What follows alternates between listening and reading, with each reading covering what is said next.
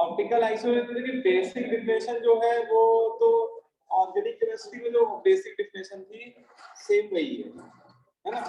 Basic definition में कोई बहुत बड़ा आप चेंज नहीं देखोगे। देखिए ऑर्गेनिक केमिस्ट्री में हम लोग पढ़ते थे कि organic compound which can rotate the plane of polarised light in clockwise और anti clockwise sense are called optically active substance. तो ये यहाँ भी सेम ही डिफिनेशन है, सिमिलर डिफिनेशन देखिए यहाँ भी आप लिख लीजिए। एक कोऑर्डिनेशन कंपाउंड, यहाँ पे बात हो रही कोऑर्डिनेशन कंपाउंड की, ठीक है। तो एक coordination compound which can rotate the plane of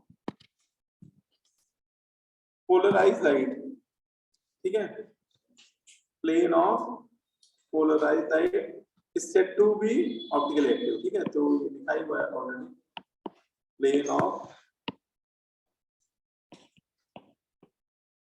polarised light, ठीक है, किसी को शॉर्ट में पीपीएल भी बोल देते हैं, is said to be optically active।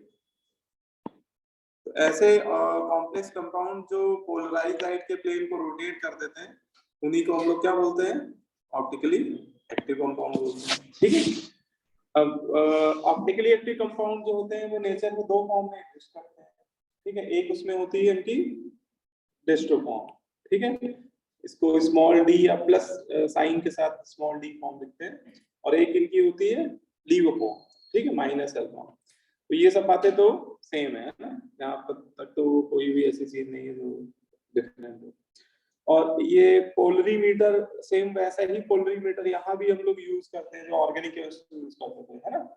इसमें हम लोग एक पर्टिकुलर वेवलेंथ वाला हम लोग लाइट सोर्स लेते हैं मोनोक्रोमेटिक लाइट का, और उसको पास करते हैं हम लोग निकॉल बेस से। तो ये जो ऑर्डिनरी लाइट है वो कन्वर्ट हो जाती है प्लेन ऑफ पोलराइज्ड लाइट में, और उसके आगे सैंपल ट्यूब होता है। सैंपल ट्यूब में हम लोग यहाँ पर अब कौन सा कंपाउंड रखेंगे, कॉम्प्लेक्स कंपाउंड, कॉम्प्लेक्स कंपाउंड का सॉल्यूशन, ठीक है, फिल कर देंगे। और अगर ये वाकई में ऑप्टिकली एक्टिव नेचर का कॉम्प्लेक्स कंपाउंड होगा तो आपको ये ऑब्जर्व होगा कि जो प्लेन आपको मिल रहा है प्लेन ऑफ पोलराइज्ड लाइट का, ये इस सॉल्यूशन से पास होने बाद रोटेट हो जाएगा किसी पर्टिकुलर एंगल पे, ठीक है। और जैसे इसके एंगल ऑफ रोटेशन से को हम लोग पोलरीमीटर से डिटेक्ट भी कर सकते हैं, ठीक है। तो अगर उसका angle of rotation non zero आ रहा है तो हम लोग क्या बोल देंगे, वो ऑप्टिकली एक्टिव है भाई, है ना, एक्टिव है। और अगर जीरो आ रहा है मतलब रोटेशन नहीं हो रहा है तो वो ऑप्टिकली इनएक्टिव है। तो ये लॉजिक तो वही है यहाँ पर भी, ठीक है, जो ऑर्गेनिक में था वही सेम यहाँ भी बात हो रही। फिर आपसे अगर पूछा है बताइए रीजन क्या है, कॉज ऑफ ऑप्टिकल एक्टिविटी, ठीक है। तो ऑप्टिकल एक्टिविटी का मेन कॉज होता है एलिमेंट में किसी भी तरह की सिमेट्री का प्रेजेंट ना होना, है ना। हम लोग ये ऑर्गेनिक में भी पढ़े थे, वहां पे भी सेम बात करी थी कि तीन तरह की एलिमेंट ऑफ सिमेट्री हम लोग ने वहां पढ़ी थी। कौन कौन सी, plane of symmetry, centre symmetry सीयूएस, और एक्सिस सिमेट्री। और जब ये तीनों ही सिमेट्री का होती थी, एब्सेंट होती थी, तब हमारा कंपाउंड ऑप्टिकली एक्टिव होता था। तो यहाँ पर भी वही कंडीशन है, मेन देखो लिखा है main cause of optically activity is absence of element of symmetry, ठीक है। यहाँ पे आप लिख लीजिए एलिमेंट ऑफ सिमेट्री, ठीक है। तो ऑप्टिकल एक्टिविटी के पीछे जो मेन रीजन होता है वो सिमेट्री का एब्सेंट होना जरूरी है, किसी भी तरह की सिमेट्री नहीं होनी चाहिए, ठीक है, या आइदर पीयूएस सीयूएस और एक्सिस ऑफ सिमेट्री, ठीक है। पीयूएस चेक करना आता ही है, जो भी कंपाउंड दिया होगा उसको हम लोग कट करके देखेंगे, एक बार वर्टिकली कट करके देख लेंगे, देखें कहीं दो इक्वल पार्ट तो नहीं डिवाइड हो रहा है, अगर डिवाइड हो रहा है तो प्लेन ऑफ सिमेट्री है, अदरवाइज नहीं है। अगर वर्टिकल ना मिले तो हॉरिजॉन्टल चेक कर लेंगे, है ना। तो किसी भी टाइप की अगर प्लेन ऑफ सिमेट्री है तो फिर वो ऑप्टिकली इनएक्टिव हो जाएगा। सेंटर ऑफ सिमेट्री भी चेक कर सकते हैं, वो सेंटर के अबाउट हम लोग को चेक करनी पड़ती है ना। और इसका वैसे इनऑर्गेनिक में कोई रोल नहीं है, एक्सिस ऑफ सिमेट्री इनऑर्गेनिक में आपको चेक करने की जरूरत नहीं पड़ेगी, वो आपको इन दोनों में ही कोई ना कोई सिमेट्री मिलनी होगी तो मिल जाएगी, ठीक है। और इन दोनों में कोई भी सिमेट्री ना प्रेजेंट हो तो ऑप्टिकली एक्टिव बोल देना, क्योंकि एक्सिस सिमेट्री की वजह से ऑप्टिकल एक्टिविटी इनऑर्गेनिक कंपाउंड में नहीं आती है। ठीक है, क्लियर। तो मेन जो सिमेट्री हम लोग को देखनी होगी वो यही दोनों होगी। ठीक है, क्लियर, आई बात समझ में? तो ये काफी बातें तो वही सिमिलर ही है ऑर्गेनिक केमिस्ट्री वाली, है ना। अब इसमें इनाइंशियोमर्स की अगर बात करने लगे, कई बार क्वेश्चन में वो इनाइंशियोमर्स पूछने लगे, कुछ ऑप्टिकल एक्टिव कंपाउंड दे देगा, पूछेगा इनमें कौन से इनाइंशियोमर है। तो इनाइंशियोमर होते क्या है? नॉन सुपरइम्पोजेबल मिरर, है ना। तो वही चीज यहाँ भी है, कुछ भी चेंज नहीं है। ठीक है, enantiomers are non super imposable mirror image. ठीक है, तो इनाइंशियोमर्स वो होते हैं ऐसे दो इमेजेस, ठीक है, जो एक दूसरे पे सुपर इम्पोज ना हो रही हो, लेकिन एक दूसरे के क्या हो, मिरर इमेजेस, है ना। तो ऐसी मिरर इमेजेस जो एक दूसरे पे सुपर इम्पोज ना हो, उन्हें हम लोग क्या बोल देते हैं, इनाइंशियोमर्स। ठीक है ना। बोलो, क्लियर हो बात? और ये बात भी हम लोग डिस्कस किए थे कि ऑप्टिकल आइसोमर के जो दो, सर एक मिनट थोड़ा ऊपर कर दीजिए, डेस्ट्रो एंड लीवो, अच्छा डेस्ट्रो एंड लीवो फॉर्म, और डेस्ट्रो और लीवो फॉर्म एक दूसरे पे कभी सुपरइम्पोज नहीं होते हैं, लेकिन एक दूसरे के मिरर इमेज होते हैं। इसलिए डेस्ट्रो और लीवो फॉर्म को हम लोग एज ए पेयर के फॉर्म में इनाइंशियोमेरिक पेयर भी बोलते हैं, है ना, या इनको हम लोग इनाइंशियोमर्स भी बोल सकते हैं।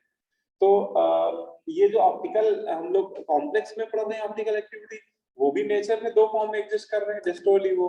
तो उनके पेयर को भी हम लोग यहाँ पर क्या नाम दे दिया करेंगे, इनाइंशियोमर्स। ठीक है, तो वो terminology as it is applicable है। ठीक है, जो ऑर्गेनिक में टर्मिनोलॉजी पढ़ी थी वही कॉम्प्लेक्स में भी एप्लीकेबल है ना। वही देखो नीचे लिखा भी हुआ है ना, डेस्ट्रो एंड लीवो, इसको भी नोट कर लीजिएगा। Dextro and laevo form of a complex compound are enantiomers to each other.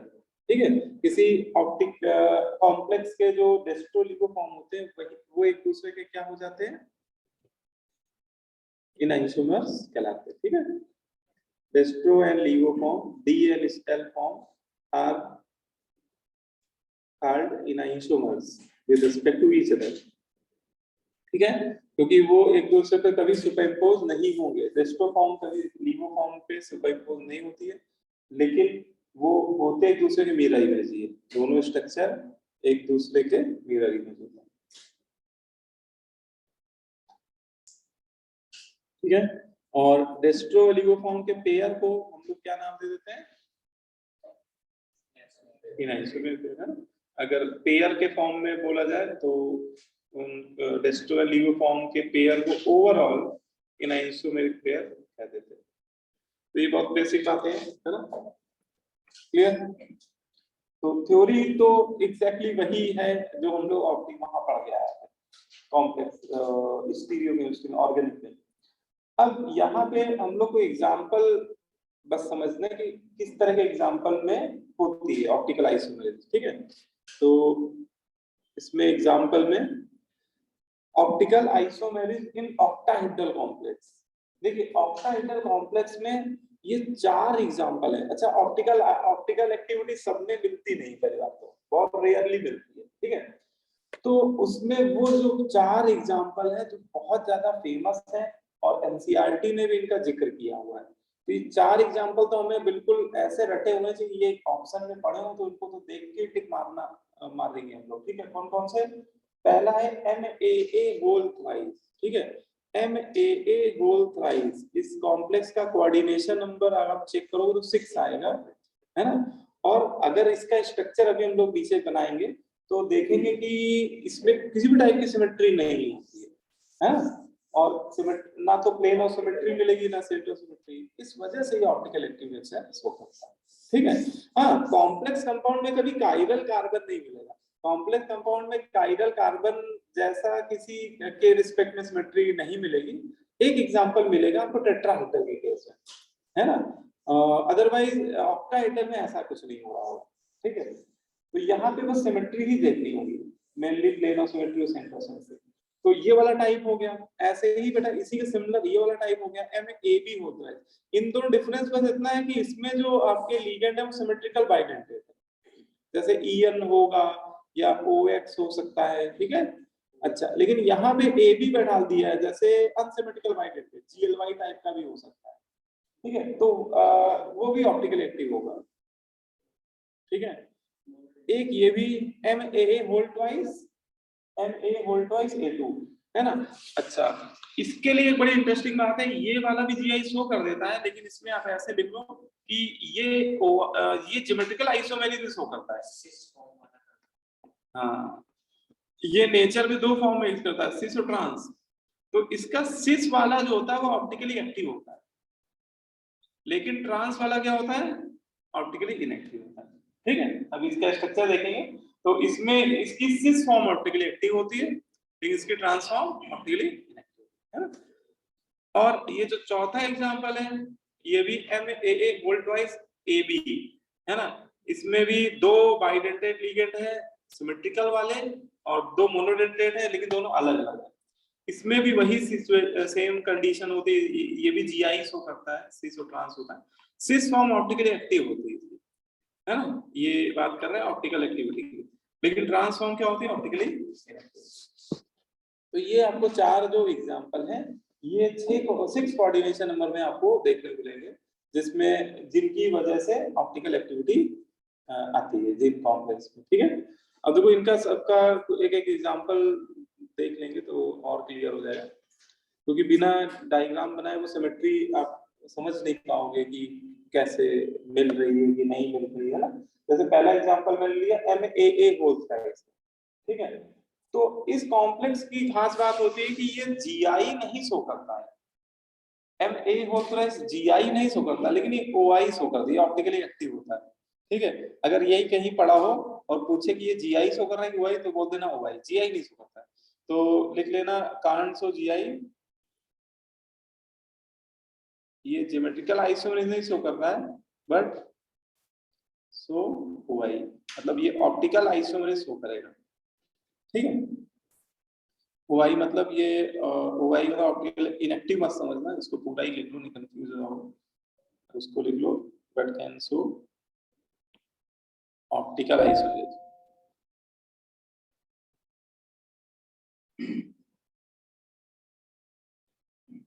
ठीक है, तो ये एग्जांपल आपका है।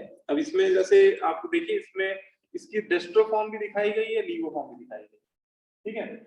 और इसमें सिमेट्री नहीं मिलती है। आप जैसे इसमें ऐसे देखो, हॉरिजॉन्टल प्लेन ऑफ सिमेट्री ऐसे चेक करो, तो हो सकता है कि 3D डायग्राम 2D में बना हुआ है तो आपको थोड़ा लगने लगेगा यार सिमेट्री तो है ना, इसके नीचे ये आ रहा है, लेकिन थोड़ा सा गौर से समझिए, वो जस्ट उसके नीचे नहीं आएगा, ठीक है। ये वाला कॉर्नर और ये एक्चुअली जेड एक्सिस के लॉन्ग होगा, ये वाला इतना पार्ट आप सोचो, और ये इसके जस्ट नीचे नहीं आ रहा होगा मिरर इमेज के रिस्पेक्ट में। तो इसमें अगर आप प्लेन ऑफ सिमेट्री चेक करेंगे भी तो भी नहीं मिलेगी। वर्टिकली कट करके देखें तो वर्टिकल तो वैसे भी नहीं मिल रही है ना, क्योंकि इधर ऐसा डायग्राम, इधर ऐसा नहीं, इस वजह से नहीं मिले। डायगोनली चेक करेंगे तो भी नहीं मिलेगी। तो इसमें किसी भी तरह की सिमेट्री नहीं है, इसलिए ये कैसा है, ऑप्टिकली एक्टिव है ना। तो ये आपका क्या है, ऑप्टिकली एक्टिव, और ये डेस्ट्रो फॉर्म है, और ये इसकी मिरर इमेज लीवो फॉर्म है, ठीक है ना, बोलो भाई। और ये दोनों इनआइसोमर होंगे कि नहीं होंगे, डेस्ट्रो और लीवो एक दूसरे है ना। डिस्टो किसी का भी डिस्टो लिवो इनआइसोमर पेयर होंगे, क्योंकि अगर एक को मैं पिक करूं और दूसरे को मैं प्लेस करूं तो वो कभी सुपर इम्पोज नहीं होंगे, है? तो एक के ऊपर एक बैठने चाहिए सारे ग्रुप, सारे एटम, तो ऐसा नहीं होगा है, इस वजह से वो non super impossible mirror images, और non super impossible mirror images ही क्या होते हैं, ऑप्टिकल एक्टिव कंपाउंड, ठीक है। इसका एक ये एग्जांपल एनसीईआरटी में दिया हुआ है, इसलिए मैंने उसको ले लिया है, कोबाल्ट ईएन होल ट्वाइस 3+ है ना, ये इसी का एक एग्जांपल है। ठीक है, ऐसे और भी एग्जांपल मिल सकते हैं, लेकिन एनसीईआरटी ने इसको लिखा हुआ है तो उसी को मैंने ले लिया। तो कोबाल्ट 3 यहाँ कोबाल्ट +3 में है और उसके साथ 3 बाइडेंटेट लिगेंड लगे हुए ईएन एथनिन डायमीन है, एक ईएन ये लगा हुआ है, एक ईएन एक, और इसका मिरर इमेज ये बन रहा है, लेकिन ये दोनों सुपर इम्पोज नहीं होंगे और इनमें किसी भी तरह की सिमेट्री भी नहीं होगी, क्योंकि इसका डायग्राम ऐसे ही बनेगा ऊपर वाले की तरफ, है ना। वो 2D में भले ही लगने लगेगी सिमेट्री है, लेकिन एक्चुअली 3D डायग्राम को जब विजुलाइज आप करेंगे तो आपको क्लियरली समझ आएगा कि इनमें सिमेट्री नहीं है ना, किसी भी तरह की प्लेन ऑफ सिमेट्री नहीं दिख रही होगी, है ना, दिख तो नहीं।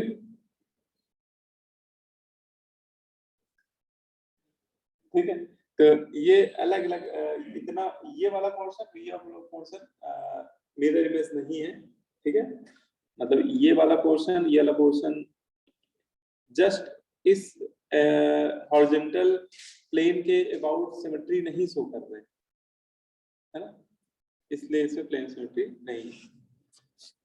तो ये हो गया, इसका काफी इंपॉर्टेंट एग्जांपल है, लेकिन ये ज्योमेट्रिकल आइसोमर नहीं शो करेगा। अगर मान लो ये ऑप्शन में पढ़ा हो, पूछा जा रहा हो कि बताओ जीआई शो कर रहा है, तो बोल दीजिएगा नो, जीआई नहीं शो कर रहा है ना, क्योंकि इसके ट्रांसपेयर बनाएंगे तो एक ही ट्रांसपेयर बन पाएगा, ठीक है। फिर सेकंड में मैंने ये ले लिया MA2, इसमें 2 बाइडेंटेट लिगेंड ले लिए और 2 मोनोडेंटेट लिगेंड ले लिए, हाँ? और इसका एक जनरल एग्जांपल ले लिया, प्लेटिनम का कॉम्प्लेक्स है, प्लेटिनम EN2Cl2, ठीक है, और ये जीआई शो करेगा, बिल्कुल शो करेगा, ये कैन शो जीआई। आप इसके ट्रांसपेयर बना के देखिए तो 2 ट्रांसपेयर बन भी जाएंगे, है ना, इसके 2 ट्रांसपेयर बनेंगे, देखो एक आपका बन जाएगा ऐसे AA स्मॉल a और एक इन्हीं सेकेंड और थर्ड ट्रांसफर की मिक्सिंग कर दीजिए तो एक और बन जाएगा, है? तो इसमें एक सिस होगा, एक ट्रांस होगा, ठीक है। अब इसमें टू द पॉइंट अगर बोला जाए तो इसकी सिस फॉर्म होती है, उसमें तो कोई सिमेट्री नहीं मिलती, ना तो प्लेन ऑफ सिमेट्री ना सेंटर सिमेट्री, इस वजह से वो फाइनली क्या हो जाती है, ऑप्टिकली एक्टिव होती है। लेकिन इस कॉम्प्लेक्स का जो ट्रांस ज्योमेट्रिकल आइसोमर होता है उसमें प्लेन ऑफ सिमेट्री मिल जाती है ना, इसमें ना तो बोलते प्लेन ऑफ सिमेट्री मिलती है ना तो सेंटर ऑफ सिमेट्री मिलती है, इस वजह से ये क्या हो जाता है, ऑप्टिकली एक्टिव सिस फॉर्म। लेकिन ट्रांस में प्लेन ऑफ सिमेट्री मिल जाती है ना, सेंटर ऑफ सिमेट्री भी चेक करोगे तो मिल जाएगी, दोनों मिल जाती है, इस वजह से ये ऑप्टिकली इनएक्टिव होता है, ये वाला ऑप्टिकली इनएक्टिव होता है, ठीक है। आपको लग रहा होगा कि सर ऐसे नहीं समझ में आ रहा, तो स्ट्रक्चर से समझ लीजिए। देखिए यही वाला कॉम्प्लेक्स दे दिया है मैंने, PTN/Cl2, देखिए ये मैंने इसका सिस फॉर्म लिया हुआ है, हाँ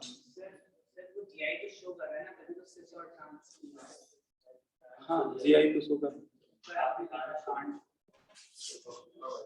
अरे जी ये इसके लिए नहीं, ये तो कहन से लिखना पड़ेगा, जीआई तो शो कर रहा है, ये जीआई भी शो कर रहा है और इसका सिस फॉर्म ओआई भी शो कर रहा है, ट्रांस नहीं हुआ शो कर रहा है।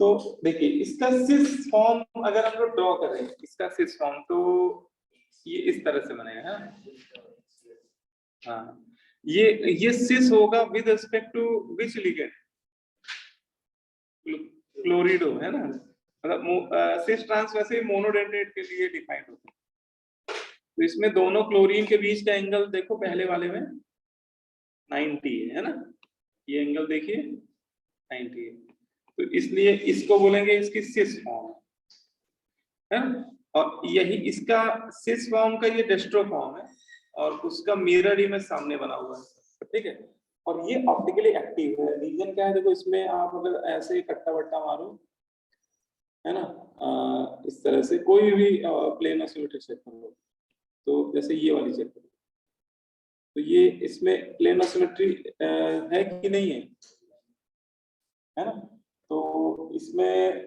प्लेन ऑफ सिमेट्री नहीं है,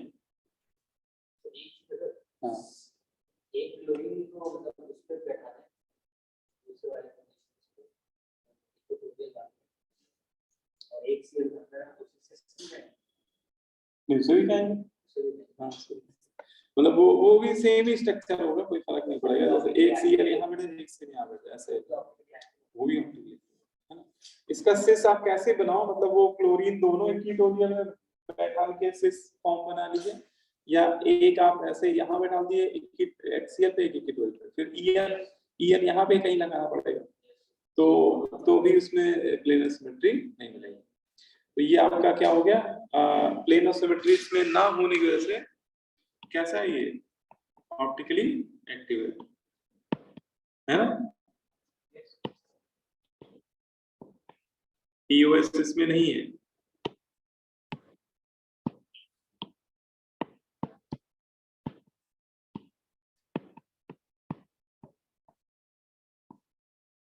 ठीक है ना, क्लियर हो गई सही बात। बच्चों ये बात समझ में आ रही, ये इसमें प्लेन ऑफ सिमेट्री नहीं है, ये समझ में आ रही बात।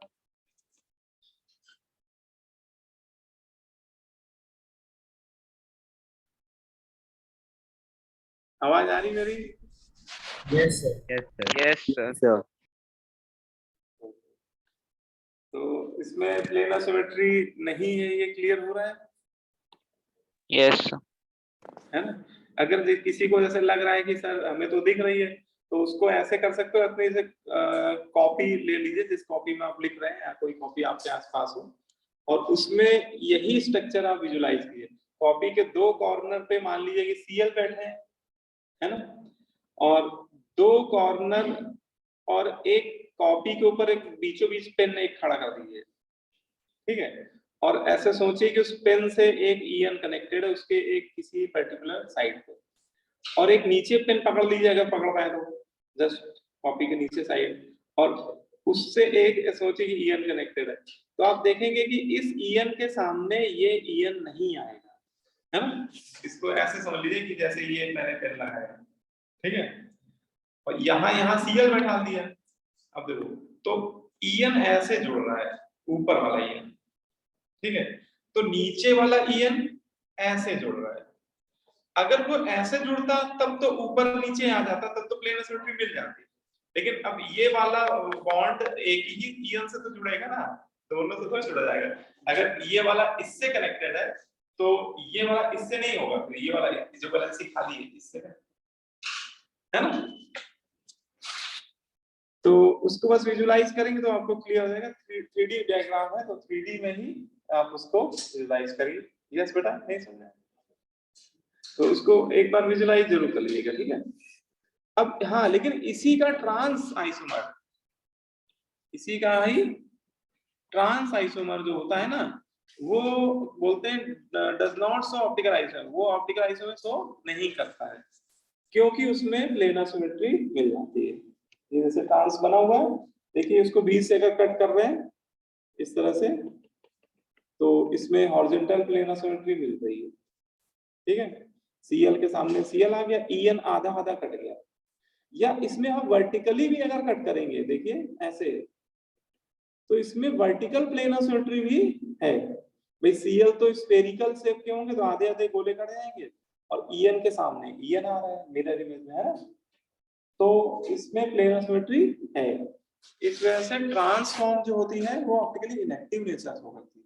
तो प्लेनर सिमेट्री प्रेजेंट, इसमें बोल सकते हैं कि इस वाले केस में प्लेनर सिमेट्री क्या है, प्रेजेंट है, तो इसको बोल सकते हैं ये क्या है, ऑप्टिकली एक्टिव है, इनएक्टिव है।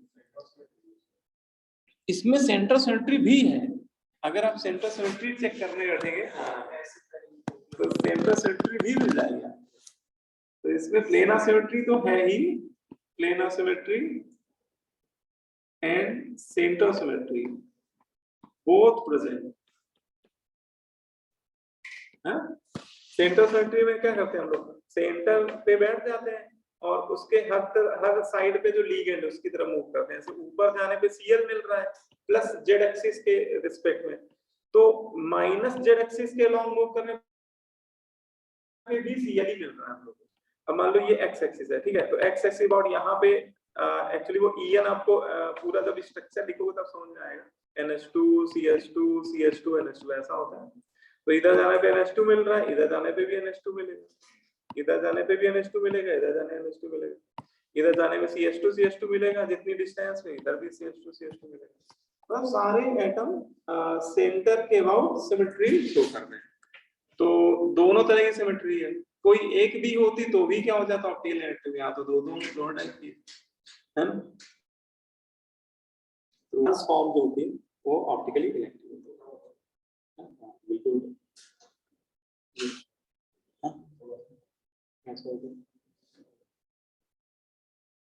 ठीक है, तो ये ध्यान रखिएगा। तो MAA होल ट्वाइस A2। अच्छा ये बताइए कि A2 की जगह हम लोग AB अगर कर दें, मतलब दोनों मोनोडेंटेट लिगेंड अलग अलग ले लें, जैसे यहाँ पे दोनों क्लोरीन है रखा था, एक क्लोरीन मान लो एक ब्रोमीन मान लो, ठीक है, बाकी EN तो सेम है, तो क्या होगा, नहीं क्या हो जाएगा, सिस, हाँ सिस अभी भी ऑप्टिकल एक्टिव। जब दोनों सेम थे तब नहीं मिल रही थी प्लेनर सिमेट्री, तो दोनों अलग हो गए तो कहां से मिल जाएगी प्लेनर सिमेट्री, है ना। तो सिस फॉर्म तो अभी भी ऑप्टिकल एक्टिव होगा, लेकिन ट्रांस के बारे में सोचो कि अगर दोनों अलग हो गए तो क्या मिल जाएगी। हाँ जैसे ऐसो एक क्लोरीन है, यहाँ मानो ब्रोमीन बैठा है, आप देखो तो वर्टिकल वाली मिल जाएगी यहाँ पे, है ना, वर्टिकल वाली मिल जाएगी, हॉरिजॉन्टल वाली नहीं मिलेगी। लेकिन कोई भी एक टाइप की भी प्लेनर सिमेट्री मिल जाए तो फिर फाइनली वो क्या हो जाएगा ऑप्टिकली कनेक्टेड। तो इसका मतलब वो दोनों लिगेंड अलग अलग भी होंगे तो भी ट्रांसफॉर्म क्या होगी ऑप्टिकली कनेक्टेड होगी, मतलब वही रिजल्ट रहेगा, रिजल्ट चेंज नहीं होगा, है ना। तो ये इससे फर्क नहीं पड़ेगा कहने मतलब। तो ऑक्टाहेड्रल में 4 केस ऐसे हैं कि ये बहुत ही ज्यादा इंपॉर्टेंट है।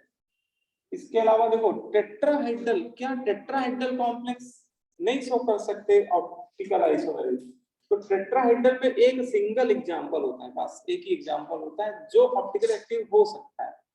कौन सा, ये वाला कॉम्प्लेक्स MABCD। अगर आपको MABCD मिल जाए, लेकिन MABCD स्क्वायर प्लेनर में नहीं, MABCD टेट्राहेड्रल कॉम्प्लेक्स हो, मतलब sp3 हाइब्रिडेशन आ रहा हो, है ना, सेंट्रल एटम में, तो फिर वो ऑप्टिकल एक्टिव जाएगी, क्योंकि sp3 होने की वजह से उसका शेप सेंट्रल एटम के अबाउट चारों लिगेंड कितने डिग्री पे अरेंज हो जाएंगे, 109 डिग्री 20 पे, मतलब वो शेप टेट्राहेड्रल हो जाएगी। और वो metal as a chiral carbon की तरह ट्रीट कर रहा होगा वहां पे। आप सोचो कि यहाँ पे कार्बन होता तो कार्बन की चारों वैलेंसी अलग अलग ग्रुप से अटैच्ड होती, तो वो काइरलिटी शो कर रहा होगा। और काइरल कार्बन के अबाउट अगर एक सिंगल काइरल कार्बन है किसी कंपाउंड में तो उसमें कभी भी प्लेनर सिमेट्री मिल ही नहीं पाती, सेंट्रल सिमेट्री भी कभी नहीं मिल पाएगी। इसलिए ये कंपाउंड आपका मतलब ये कॉम्प्लेक्स आपका ऑप्टिकली एक्टिव नेचर शो करेगा। MABCD टेट्राहेड्रल कॉम्प्लेक्स में ऑप्टिकली एक्टिव होता है, ठीक है।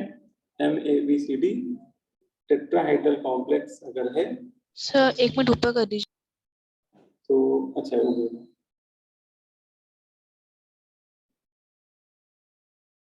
यस सर हो गया। ठीक है। तो ये आपको ध्यान रखना बेटा, ऑक्टाहेड्रल में 4 एग्जांपल और ये टेट्राहेड्रल में एक ही एग्जांपल ही बनता है इसमें, ठीक है। फिर इसमें आता है कि अगर कोई, हाँ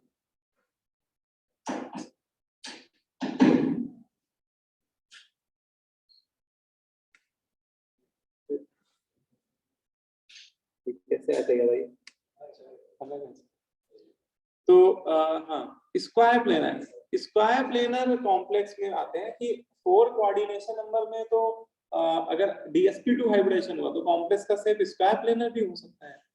तो क्या स्क्वायर प्लेनर अच्छा स्क्वायर प्लेनर में भी सेम वही केस ले लेते हैं MABCD, मतलब MABCD है लेकिन अब की उसका शेप टेट्राहेड्रल नहीं है, स्क्वायर प्लेनर है, हाँ इसके कितने बनेंगे, ऑप्टिकली एक्टिव होगा तो ये ऑप्टिकली इनएक्टिव हो जाएगा।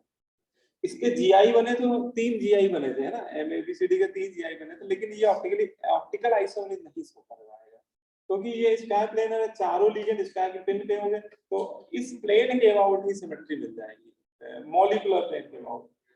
तो square planar complex are optically inactive, इसमें आप लिख सकते हैं स्क्वायर प्लेनर कॉम्प्लेक्स कैसे होते हैं, ऑप्टिकली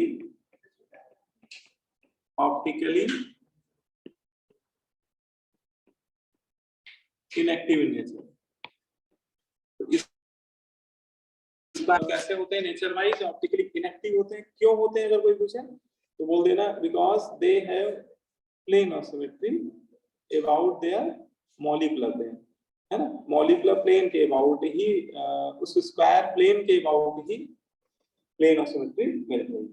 अगर इस प्लेन के अबाउट ही कट करें तो सारे एटम आधे आधे कटते चले, ठीक है, चारों लिगेंड और मेटल सेंटर एटम,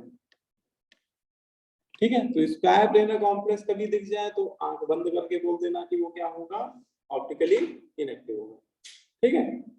टेट्राहेड्रल में एक ही केस है ना, और ऑक्टाहेड्रल में मेन जो केस है वो 4 है, ठीक है।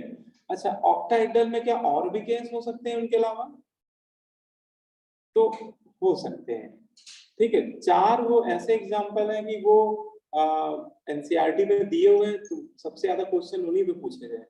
लेकिन याद करो जब हमने एक लिस्ट बनवाई थी जीआई पढ़ते समय, है ना, ऑक्टाहेड्रल में, तो उसमें आपको कुछ कुछ बीच बीच में ऐसे भी ट्रांसफर मिल रहे थे, है ना, जैसे एक मैंने बताया था Na2B2C2, याद करो सर Na2B2C2। हाँ बेटा बोलो।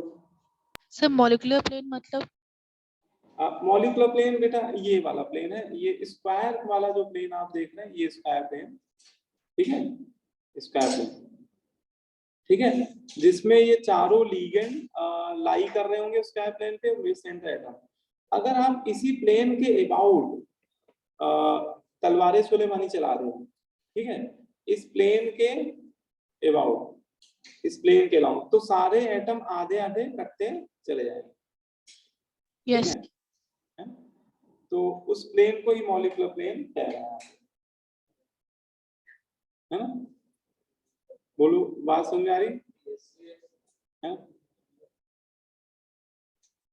जैसे आपकी कॉपी का मॉलिक्यूलर प्लेन क्या होगा, जैसे अपनी कॉपी ऐसे आप रखो, हाँ, ये वाला प्लेन जो है इन लोगों को बता देता है, हो सकता है।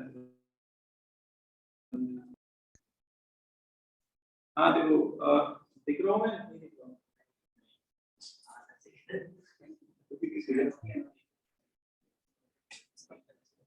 दिख रहा हूँ बेटा?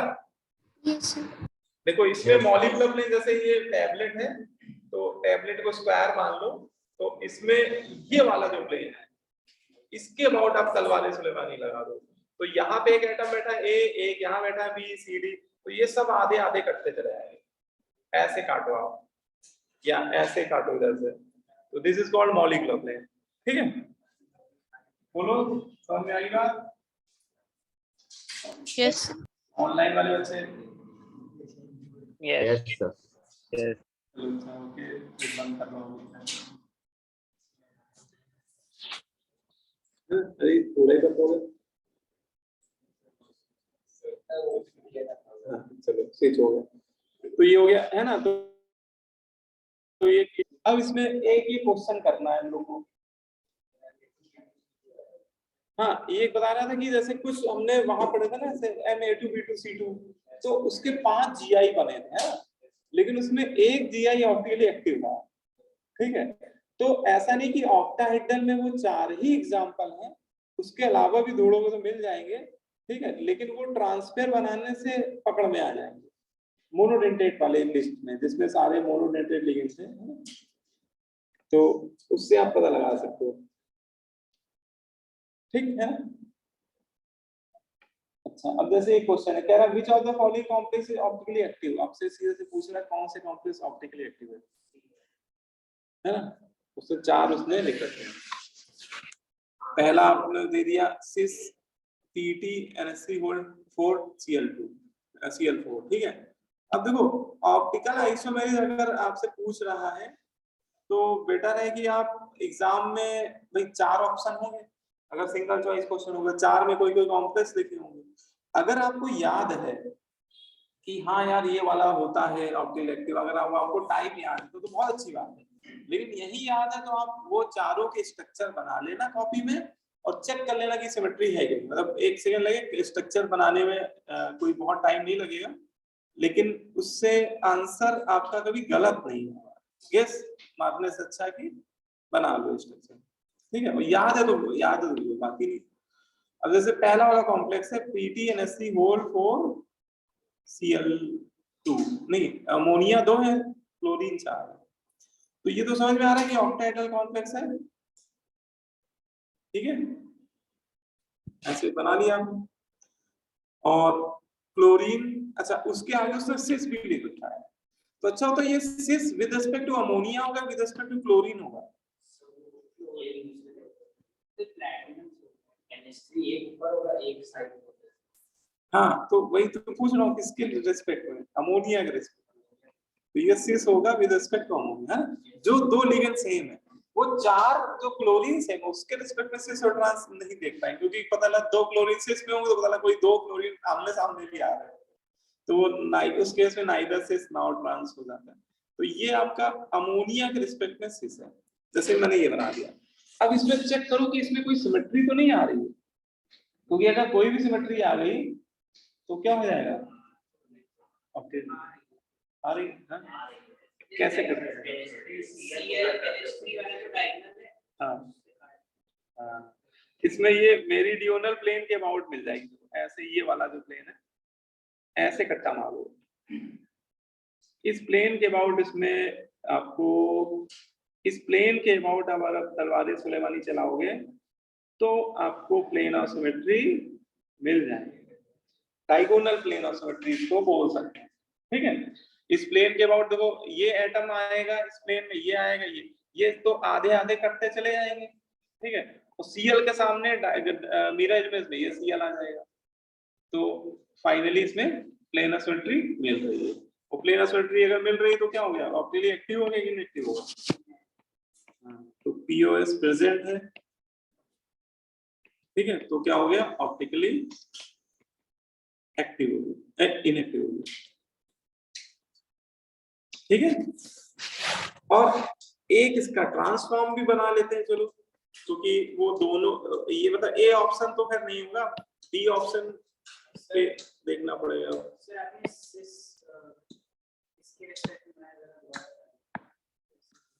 सिस विद रिस्पेक्ट टू अमोनिया, जो देखो ये वाला जो टाइप होता है ना Ma2B4, इस कॉम्प्लेक्स में ए लिगेंड के रिस्पेक्ट में सिस और ट्रांस डिफाइन होते हैं, है ना, बी के रिस्पेक्ट में नहीं डिफाइन होते हैं, तो अब इसमें ट्रांस में क्या करें, दोनों अमोनिया कहाँ बैठा दें, 180 बैठा दो, डायगोनली अपोजिट बैठा दो ऐसे, और यहाँ बैठा दिया Cl आपने। अब देखो इसमें प्लेन ऑफ सिमेट्री है क्या ट्रांस वाले में, कौन वाली है, हाँ, तो इसमें देखा जाए तो कई सारी मिल सकती है, जिसमें वर्टिकल वाली तो सीधी सीधी समझ में आ ही रही है कि इसमें सीधे सीधे वर्टिकली कट कर दो इस पूरे मॉलिक्यूल को अमोनिया लिगेंड के रिस्पेक्ट में, ऐसे, हाँ? तो इसमें प्लेन ऑफ सिमेट्री मिल रही है, तो ये क्या हो जाएगा, ऑप्टिकली इनएक्टिव हो गया, मतलब ये दोनों ऑप्टिकली इनएक्टिव हो गए, मतलब ना तो आंसर ए हो सकता है ना तो बी हो सकता है, 2 हट गए, सी होगा, आप लोगों ने पहले पहचान किया था सी, है ना, तो करेक्ट सी होगा। सी क्यों होगा, क्योंकि ये वाला एग्जांपल अभी उन्होंने पढ़ा था, ये वाला कौन सा एग्जांपल था, Ma होल ट्वाइस A2, और इसका सिस फॉर्म ऑप्टिकली एक्टिव होता है ना, और ट्रांस में प्लेन ऑफ सिमेट्री मिल जाती है, प्लेन ऑफ सिमेट्री भी मिल जाती है, सेंटर ऑफ सिमेट्री भी मिल जाती है, इसलिए ऑप्टिकली इनएक्टिव। ये इसके ऊपर वाला यही वाला एग्जांपल जो अभी देखा है, यही वाला एग्जांपल, ये पहला वाला एग्जांपल, सेकंड वाला, हाँ ठीक है, ठीक है, तो इसमें सिस वाले में सिमेट्री नहीं मिल रही थी, लेकिन ट्रांस वाले में देखो तो सिमेट्री मिल रही है ना, प्लेन और सिमेट्री मिल रही, सेंटर सिमेट्री भी मिल रही, ट्रांस वाले तो दोनों तरह सिमेट्री मिल रही। तो इसका मतलब आपका ऑप्टिकली एक्टिव केबल क्या होगा, सी होगा। ठीक, आ रहा समझ में आ रही बात, बताओ बोलो है। एक अच्छा ये फिर बताओ, आपकी सीट का एक क्वेश्चन है, which of the following complexes can exist as an enantiomers, कौन से कॉम्प्लेक्स ऐसे हैं जो इनाइंशियोमर के फॉर्म में एग्जिस्ट करेंगे।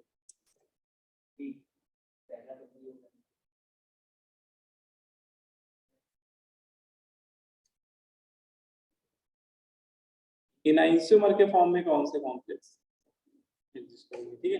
इनाइंशियोमर समझो जो ऑप्टिकली एक्टिव होंगे वही इनाइंशियोमर के फॉर्म में, उनकी उन्हीं की डेस्ट्रोलिगो बन पाएगी। हाँ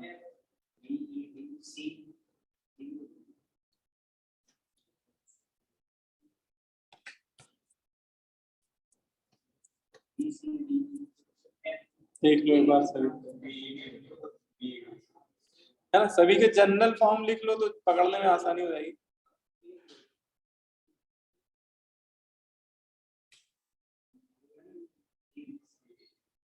ठीक है, Ma4B2 जैसे ये, तो इसमें नहीं मिलेगी। एक तो तरीका स्ट्रक्चर बना लो इसका, सिस वाला भी ऊपर बनाया था है ना, इसी टाइप का तो है वो। या फिर अगर अभी स्ट्रक्चर नहीं बनाओ तो ट्रांसफर से भी पहचान सकते हो, ये भी एक तरीका है कि इसको इसका ट्रांसफर बनाओ AA तो ये ट्रांसफर से ही देख, इसका एक ट्रांसफर और बन सकता है AB A। आप इसका इसमें कोई एक सिस होगा, एक कोई ट्रांस होगा, लेकिन आप देखो तो दोनों ही में प्लेन सिमेट्री मिल जाएगी। देखो एक ब्रैकेट में दो सेम लिगेंड आ गए तो इसी वजह से प्लेन सिमेट्री मिल जाएगी। तो ये वाला भी ऑप्टिकली इसमें AB दो बार आ गया, या फिर इस ब्रैकेट में AA एक साथ आ गया सेम लिगेंड, तो ऐसे बोल सकते हो कि इसमें ना तो इसकी सिस ऑप्टिकली एक्टिव होगी ना तो इसकी ट्रांस ऑप्टिकली एक्टिव है ना। तो इसने ऐसे सिस ले रखा है तो कोई हटा दो, ये वाला है गुड, ये वाला वही फॉर्म बन गया। देखो Ma2AA और इसकी सिस फॉर्म क्या होती है, ऑप्टिकली एक्टिव होती है। तो ये वाला हो गया बेटा, C भी हो जाएगा है ना, ये हो गया MAB होल थ्राइस। और हम लोग ने 4 एग्जांपल पढ़े थे उसमें ये वाला भी था है ना, तो ये वाला भी हो गया। D वाला, हाँ ये वाला भी, ये MAA होल थ्राइस हो जाएगा। और इसमें भी सबसे पहला एग्जांपल यही देखा था हम लोगों ने, इसमें प्लेनस में मिल रही थी। ये वाला हाँ ये आपका वही MAA होल ट्वाइस और A2 ये AB हो गया, क्योंकि एक लिगेंड इसमें अमोनिया हो गया और एक Cl हो गया, दोनों अलग अलग हो गए ना। और इसकी सिस फॉर्म, हाँ देखो इसकी सिस फॉर्म क्या होगी, ऑप्टिकली एक्टिव। सिस फॉर्म में प्लेन ऑफ सिमेट्री नहीं मिलेगी, ये वाली ऑप्टिकली एक्टिव होगी। और ये वाली ट्रांस वाली इसमें plane of symmetry centre of symmetry सभी मिल जाएगा, तो ये ऑप्टिकली इनएक्टिव हो जाएगा। तो ऐसे आप बता सकते हो, ठीक है। इसमें वही आपसे बता रहा था कि इसके इनाइंशियोमर्स बनेंगे, तो इनाइंशियोमर उसी के बनेंगे जो ऑप्टिकली एक्टिव होंगे। तो ऑप्टिकली एक्टिव केवल 1 2 3 4 मिल रहे है ना, BCD। बोलो क्लियर हो गया है ना। तो ऐसे पता लगा लेते हैं, ठीक है। ऑप्टिकल थोड़ा सा इजी है ज्योमेट्रिकल के एस्पेक्ट में, क्योंकि उसमें पहले तो बहुत ज्यादा एग्जांपल नहीं है, ठीक है। और अगर मान लो आपको ना भी याद हो तो भी आप सिमेट्री चेक करके बता सकते हो है ना, या ट्रांसफर बना के देख सकते हो, कई सारे रास्ते हैं, जो भी आपको सही तरीका लगे। ट्रांसफर में ये तरीका होता है, ट्रांसफर बनाओ और किसी एक ट्रांसफर में दोनों लिगेंड अगर सेम हो गए, जैसे A आ गया या B आ गया, तो उसमें बोलते हैं कि उन्हीं के अबाउट मिल जाती है प्लेनस मेट्री, है ना। मतलब इतना देख के ही हम लोग पता लगा लेते हैं, मतलब स्ट्रक्चर बनाने की जरूरत नहीं पड़ती। या फिर अगर ए के सामने बी बैठा है, दोनों अलग अलग है, लेकिन वही ट्रांसफर सेम दो बार आ जाए, ए भी दो बार आ जाए। हाँ, पहली कंडीशन थी एक ट्रांसफर में दोनों लिगेंड सेम नहीं हो, जो एक दूसरे के 180 पे आ गए।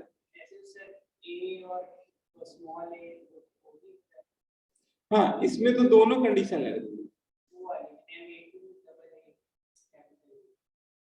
ये ध्यान रखना कि ये जो फंडा होता है ये मोनोडेंटेट के लिए ही देखने को मिलेगा आपको। बाइडेंटेट में एक्चुअली क्या है कि हम लोग ए लिख रहे हैं, लेकिन वो ए के सामने ए डैश बैठा होता है, मतलब वो कैपिटल ए एक बाइडेंटेट का होता है, तो दूसरा कैपिटल ए उसका नहीं होता, वो दूसरे वाले बाइडेंटेट का होता है।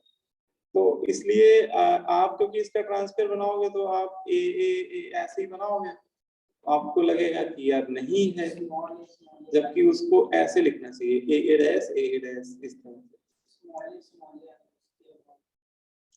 हाँ, इसके बाद में तो उसमें क्या है कि बाइडेंटेट लिगेंड में कंफ्यूज मत होना। बाइडेंटेट लिगेंड में 4 ही एग्जांपल होते हैं, अब उनका ट्रांसफर मत बना के सीधे स्ट्रक्चर ही बना लेना, ठीक है, क्योंकि उतना तक सोच पाना थोड़ा डिफिकल्ट है। मोनोडेंटेट में तो आपको सीधे ट्रांसफर से बन जाएगा। अगर सारे लिगेंड मोनोडेंटेट है तब तो कोई समस्या ही नहीं, ठीक है। बाइडेंटेट में तो अब स्ट्रक्चर बना लेना, वो या तो 4 एग्जांपल याद कर लो सीधा, है ना। बोलो भाई। तो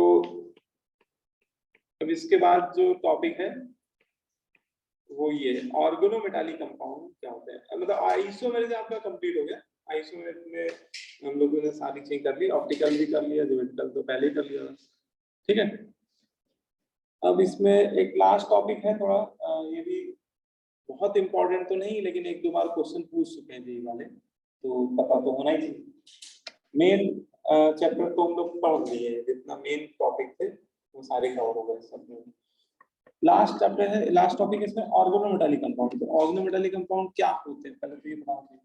तो बोलते हैं a compound is said to be organometallic if metal is directly bonded with carbon, ठीक है। ऐसे कंपाउंड जिसमें मेटल, ठीक है, मेटल कॉम्प्लेक्स कंपाउंड में मेटल का सेंट्रल एटम हो जाए और वो किससे बॉन्डेड हो, कार्बन से डायरेक्टली बॉन्डेड, ठीक है। तो ऐसा कोई भी कंपाउंड ऑर्गेनिक केमिस्ट्री में भी ऐसे कई सारे कंपाउंड आपको देखने को मिल सकते हैं, जैसे ग्रिग्नार्डिजन भी एक ऑर्गेनोमेटालिक कंपाउंड है। उसमें मैग्नीशियम सीधे कार्बन से बॉन्ड बनाता है। तो मैग्नीशियम क्या होता है, मेटल, ठीक है। मेटल जब भी कार्बन के साथ डायरेक्टली बॉन्डेड होता है तो ऐसे कंपाउंड को हम लोग केमिस्ट्री में ऑर्गेनोमेटालिक कंपाउंड की कैटेगरी में रखते हैं, ठीक है। तो ऑर्गेनोमेटालिक कंपाउंड की डेफिनेशन तो बहुत सिंपल है कि ऐसे कंपाउंड है ना जिसमें मेटल कार्बन से क्या हो, डायरेक्टली बॉन्डेड हो, है ना, तो उन्हें हम लोग क्या बोलते हैं, ऑर्गेनोमेटालिक कंपाउंड, ठीक। अब आते हैं इसके क्लासिफिकेशन के बारे में कि ऑर्गेनोमेटालिक कंपाउंड का क्लासिफिकेशन क्या है, ठीक है।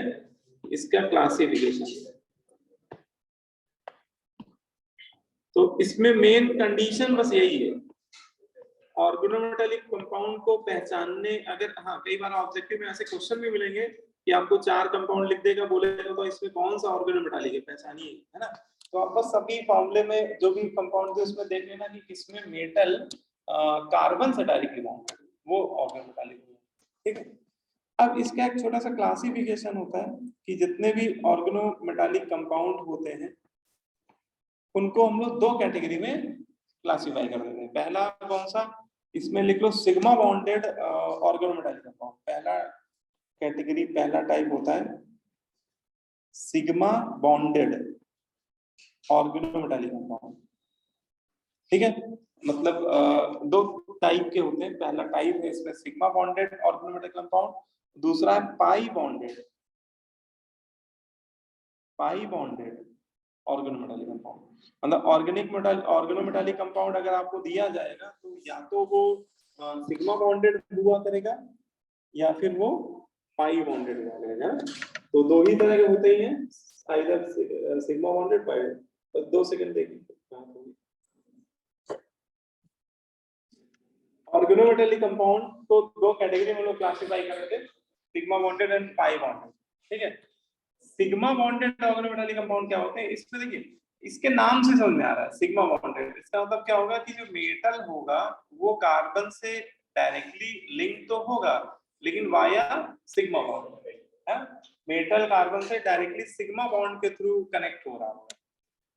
तो ऐसे ऑर्गेनोमेटालिक कंपाउंड को सिग्मा बॉन्डेड ऑर्गेनोमेटालिक बोलेंगे। लेकिन कई बार ऐसा भी होगा कि मेटल कार्बन से पाई बॉन्ड के थ्रू लिंक कर रहा होगा, है ना। अभी कुछ लिगेंड हम लोग पढ़ेंगे, आपको लग रहा है ऐसे कौन सा लिगेंड होता है, तो बहुत सारे लिगेंड होते हैं, जैसे बेंजीन ही होता है। बेंजीन कई बार मेटल सा कॉम्प्लेक्स बनाता है तो उससे पाई इलेक्ट्रॉन डोनेट कर रहा होता है, ठीक है, तो वो फिर पाई बॉन्डेड ऑर्गेनोमेटालिक कंपाउंड होते हैं। ठीक है, क्लियर। अच्छा, फिर पाई बॉन्डेड की भी दो कैटेगरी है, पाई बॉन्डेड ऑर्गेनोमेटालिक कंपाउंड में भी दो कैटेगरी, कौन कौन सी। पहली category sigma donor and pi acceptor. ठीक है, इसमें पहली कैटेगरी होती है कि कुछ पाई बॉन्डेड ऑर्गेनोमेटालिक कंपाउंड क्या होते हैं, वो बैक बॉन्डिंग कर रहे होते हैं मेटल के साथ, वो केवल पाई बॉन्ड नहीं बनाते हैं, वो पाई बॉन्ड एक्सेप्ट कर रहे होते हैं लेकिन अपना सिग्मा डोनेट भी कर रहे होते हैं। ठीक है, मेटल को अभी वो उसकी कंडीशन पढ़ेंगे हम लोग कि ऐसा कब होता है, लेकिन ये अभी टाइप पढ़ रहे हैं, सिग्मा डोनर पाई एक्सेप्टर। और एक होता है पाई डोनर पाई एक्सेप्टर। कुछ लिगेंड ऐसा होते हैं जो पाई देते हैं पाई लेते भी हैं, मतलब अपना पाई इलेक्ट्रॉन डेंसिटी मेटल को दे भी रहे होंगे वाया पाई बॉन्ड, और एक्सेप्ट भी कर रहे होंगे साथ ही साथ मेटल के जो डी ब्लॉक की इलेक्ट्रॉन डेंसिटी, तो उसको बोलते हैं हम लोग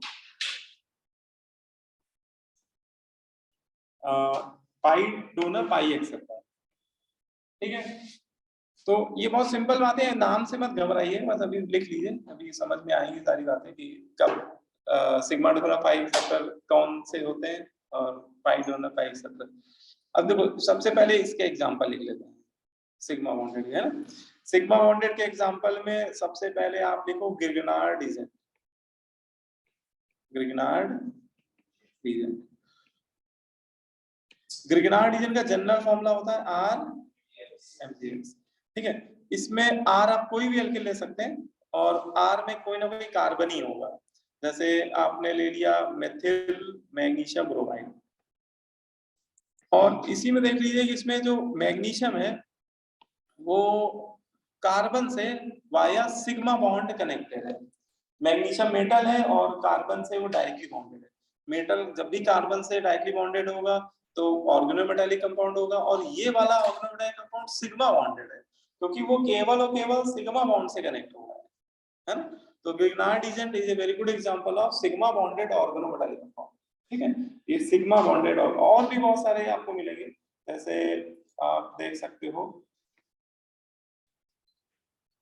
एक कंपाउंड आप लोगों ने शायद सुना भी हो, गिलमान रीजन, ये अभी ऑर्गेनिक में आएगा भी, हो सकता है ना आया। गिलमान रीजन भी ऐसा होता है R2CuNi, ये इसका फॉर्मूला होता है। तो इसमें जो R है, R मतलब एल्काइल ग्रुप, वो कॉपर से डायरेक्टली बॉन्ड, कॉपर भी आपका क्या है, मेटल है। तो यहाँ भी मेटल एल्किल में पहला आइटम जो होता है वो कार्बन ही होता है, तो यहाँ भी कॉपर कार्बन से बॉन्डेड है ना। तो कहीं गिलमन रीजन भी दिख जाए तो भी समझ जाना यहाँ भी ऑर्गेनोमेटालिक कंपाउंड। एक होता है एल्किल लिथियम, हो सकता है ये आगे जैसे और भी पढ़ोगे आप लोग, एल्डिहाइड कीटोन पढ़ोगे तो कहीं ना कहीं मिलेंगे देखने को, RLi है ना। अब लिथियम एल्किल मेटल है और R में कार्बन होगा, तो मेटल कार्बन से डायरेक्टली बॉन्डेड, ऑर्गेनोमेटालिक बोल देंगे हम लोग से। ठीक है, एक ये बड़ा फेमस है tetra ethyl lead, tetra ethyl lead, इसको शॉर्ट में TEL भी बोलते हैं। ठीक है, TEL टेट्रा एथिल लेड, इसका IUPAC नेम ही है टेट्रा एथिल लेड, शॉर्ट में TEL। ये पेट्रोलियम में इंडस्ट्री में काफी ज्यादा यूज होता है, और ये भी ऑर्गेनोमेटालिक कंपाउंड है। लेड मेटल है और वो एथिल के कार्बन से डायरेक्टली बॉन्डेड है ना, टेट्रा एथिल लेड। क्लियर, कहाँ यूज होता है पता है, रिड्यूस नॉकिंग को कम करने के लिए। ठीक है, तो देख लो टू रिड्यूस द नॉकिंग, मतलब ये इसका एक इम्पोर्टेंट एप्लीकेशन भी है।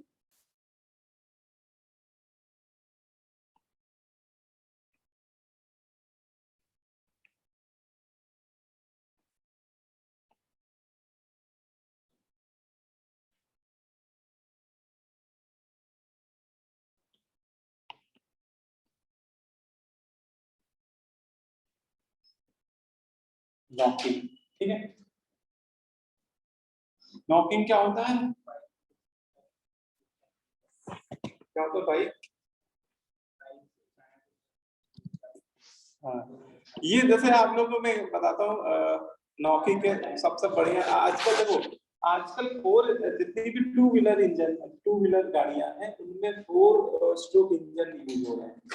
4 स्ट्रोक इंजन में नॉकिंग बहुत समय के बाद देखने मिलती है, जब गाड़ी 15-20 साल चल जाती तब देखने मिलती।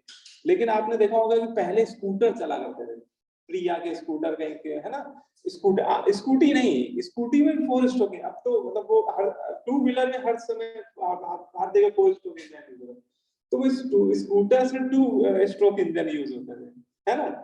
और उसमें से कई बार होता है किक मारा आपने, ठीक है, पता किक मार फटाक से आवाज आई, है ना, 2-4 बार किक मारी तो मेटालिक साउंड क्रिएट होती थी उससे, तड़ाम तड़ाम, है ना, डर लगता था इस बार मारेंगे फिर आवाज आएगी कई बार, तब जाके गाड़ी स्टार्ट होती थी।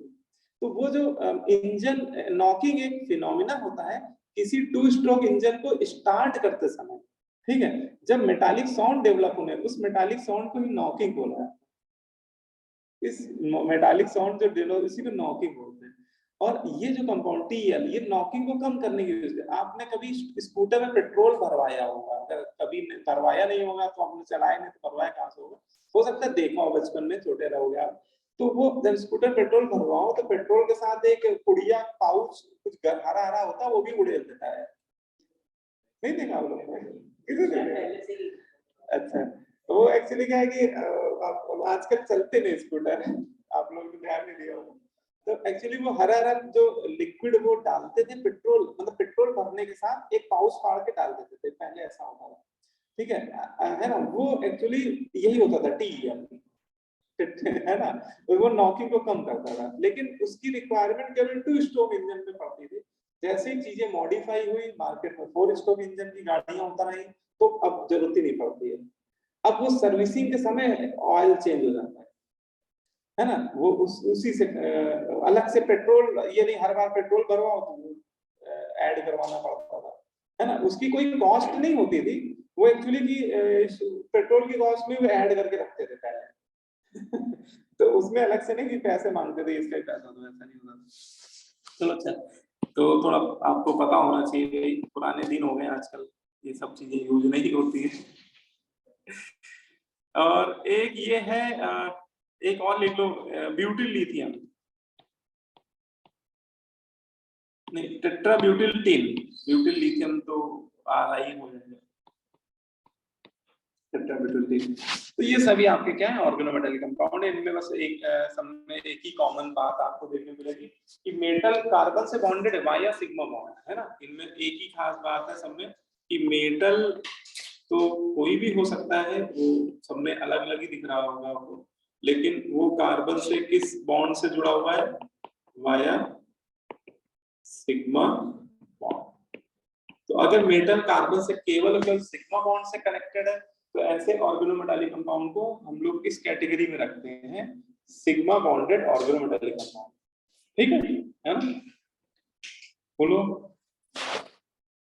तो ये तो बात हो गई सिग्मा बॉन्डेड। अब इसमें एक सेकंड कैटेगरी भी है, पाई बॉन्डेड ऑर्गेनोमेटालिक कंपाउंड, तो इसके बारे में भी देख लीजिए। पाई बॉन्डेड ऑर्गेनोमेटालिक कंपाउंड एक्चुअली कुछ ये टिपिकल, अच्छा आपको लग रहा होगा सर इसमें जो आपने सिग्मा बॉन्डेड के एग्जांपल दिए इसमें कोई कॉम्प्लेक्स कंपाउंड तो है ही नहीं, है ना। तो ये बिल्कुल सही बात है, सिग्मा बॉन्डेड जो कॉम्प्लेक्स कंपाउंड, क्योंकि इस चैप्टर में हम लोग फोकस इसको कर रहे हैं कॉम्प्लेक्स कंपाउंड को, लेकिन जो सिग्मा बॉन्डेड ऑर्गेनोमेटालिक कंपाउंड है इसमें कोई कॉम्प्लेक्स कंपाउंड आता ही नहीं, इसमें जनरल इस तरह के कंपाउंड आते हैं, ठीक है। कॉम्प्लेक्स कंपाउंड आते हैं पाई बॉन्डेड वाले, ठीक है। तो यहाँ पे इसने हेडिंग भी पढ़ी पाई बॉन्डेड कॉम्प्लेक्स, ठीक है। अब इसमें कुछ लीगेंड हमें पता होने चाहिए जो इस टाइप का नेचर शो करते हैं मेटल के साथ। वो फर्स्ट कैटेगरी पहले मैंने ली पाई डोनर पाई एक्सेप्टर, है ना, ये वाले दिया मैंने पहले, मतलब ऐसे लीगेंड जो अपना पाई डोनेट करेंगे और उल्टा मेटल के पाई इलेक्ट्रॉन डेंसिटी को, है ना, अपने एंटी बॉन्डिंग ऑर्बिटल में एक्सेप्ट भी कर रहे हैं। पाई डोनेट भी, बॉन्डिंग वाला पाई इलेक्ट्रॉन डेंसिटी डोनेट करते हैं, लेकिन एंटी बॉन्डिंग इनके पास जो एंटी बॉन्डिंग ऑर्बिटल है उनमें पाई इलेक्ट्रॉन डेंसिटी एक्सेप्ट भी कर रहे होते हैं, इसलिए इनको हम लोग पाई डोनर पाई एक्सेप्टर बोलते हैं। ये 4 सबसे फेमस लिगेंड है। एक आप एथिलीन याद कर लीजिए, C2H4 है ना, एथिलीन का फॉर्मूला लिखना चाहो तो ये लिख दो, CH2 डबल बॉन्ड CH2, ठीक है। और इन लिगेंड्स के लिए स्पेसिफिक सिंबल भी यूज किया जाता है, क्योंकि बिल्कुल ये डिफरेंट टाइप के नेचर वो शो करते हैं ऑर्गेनिक कॉम्प्लेक्स कंपाउंड की थ्योरी में। इनके लिए एक सिंबल ईटा, ऐसे ईटा लिखते हैं, ईटा ग्रीक लेटर है ईटा, और इसकी पावर में एक्स लिख देते हैं, ठीक है। ये एक्स क्या है ये भी समझ लीजिए, क्या है,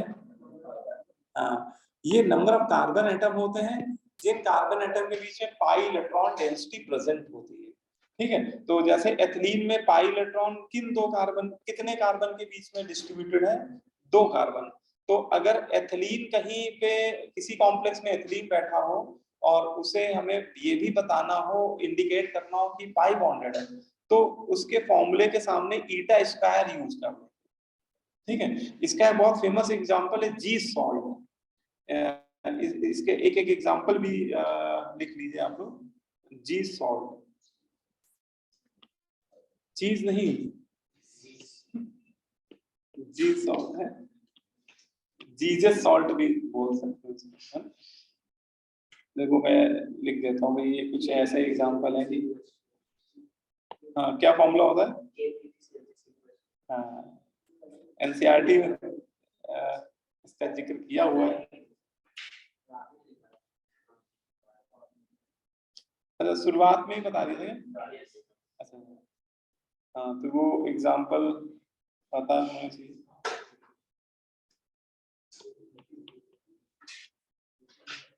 तो जीजस सॉल्ट ये होता है, देखो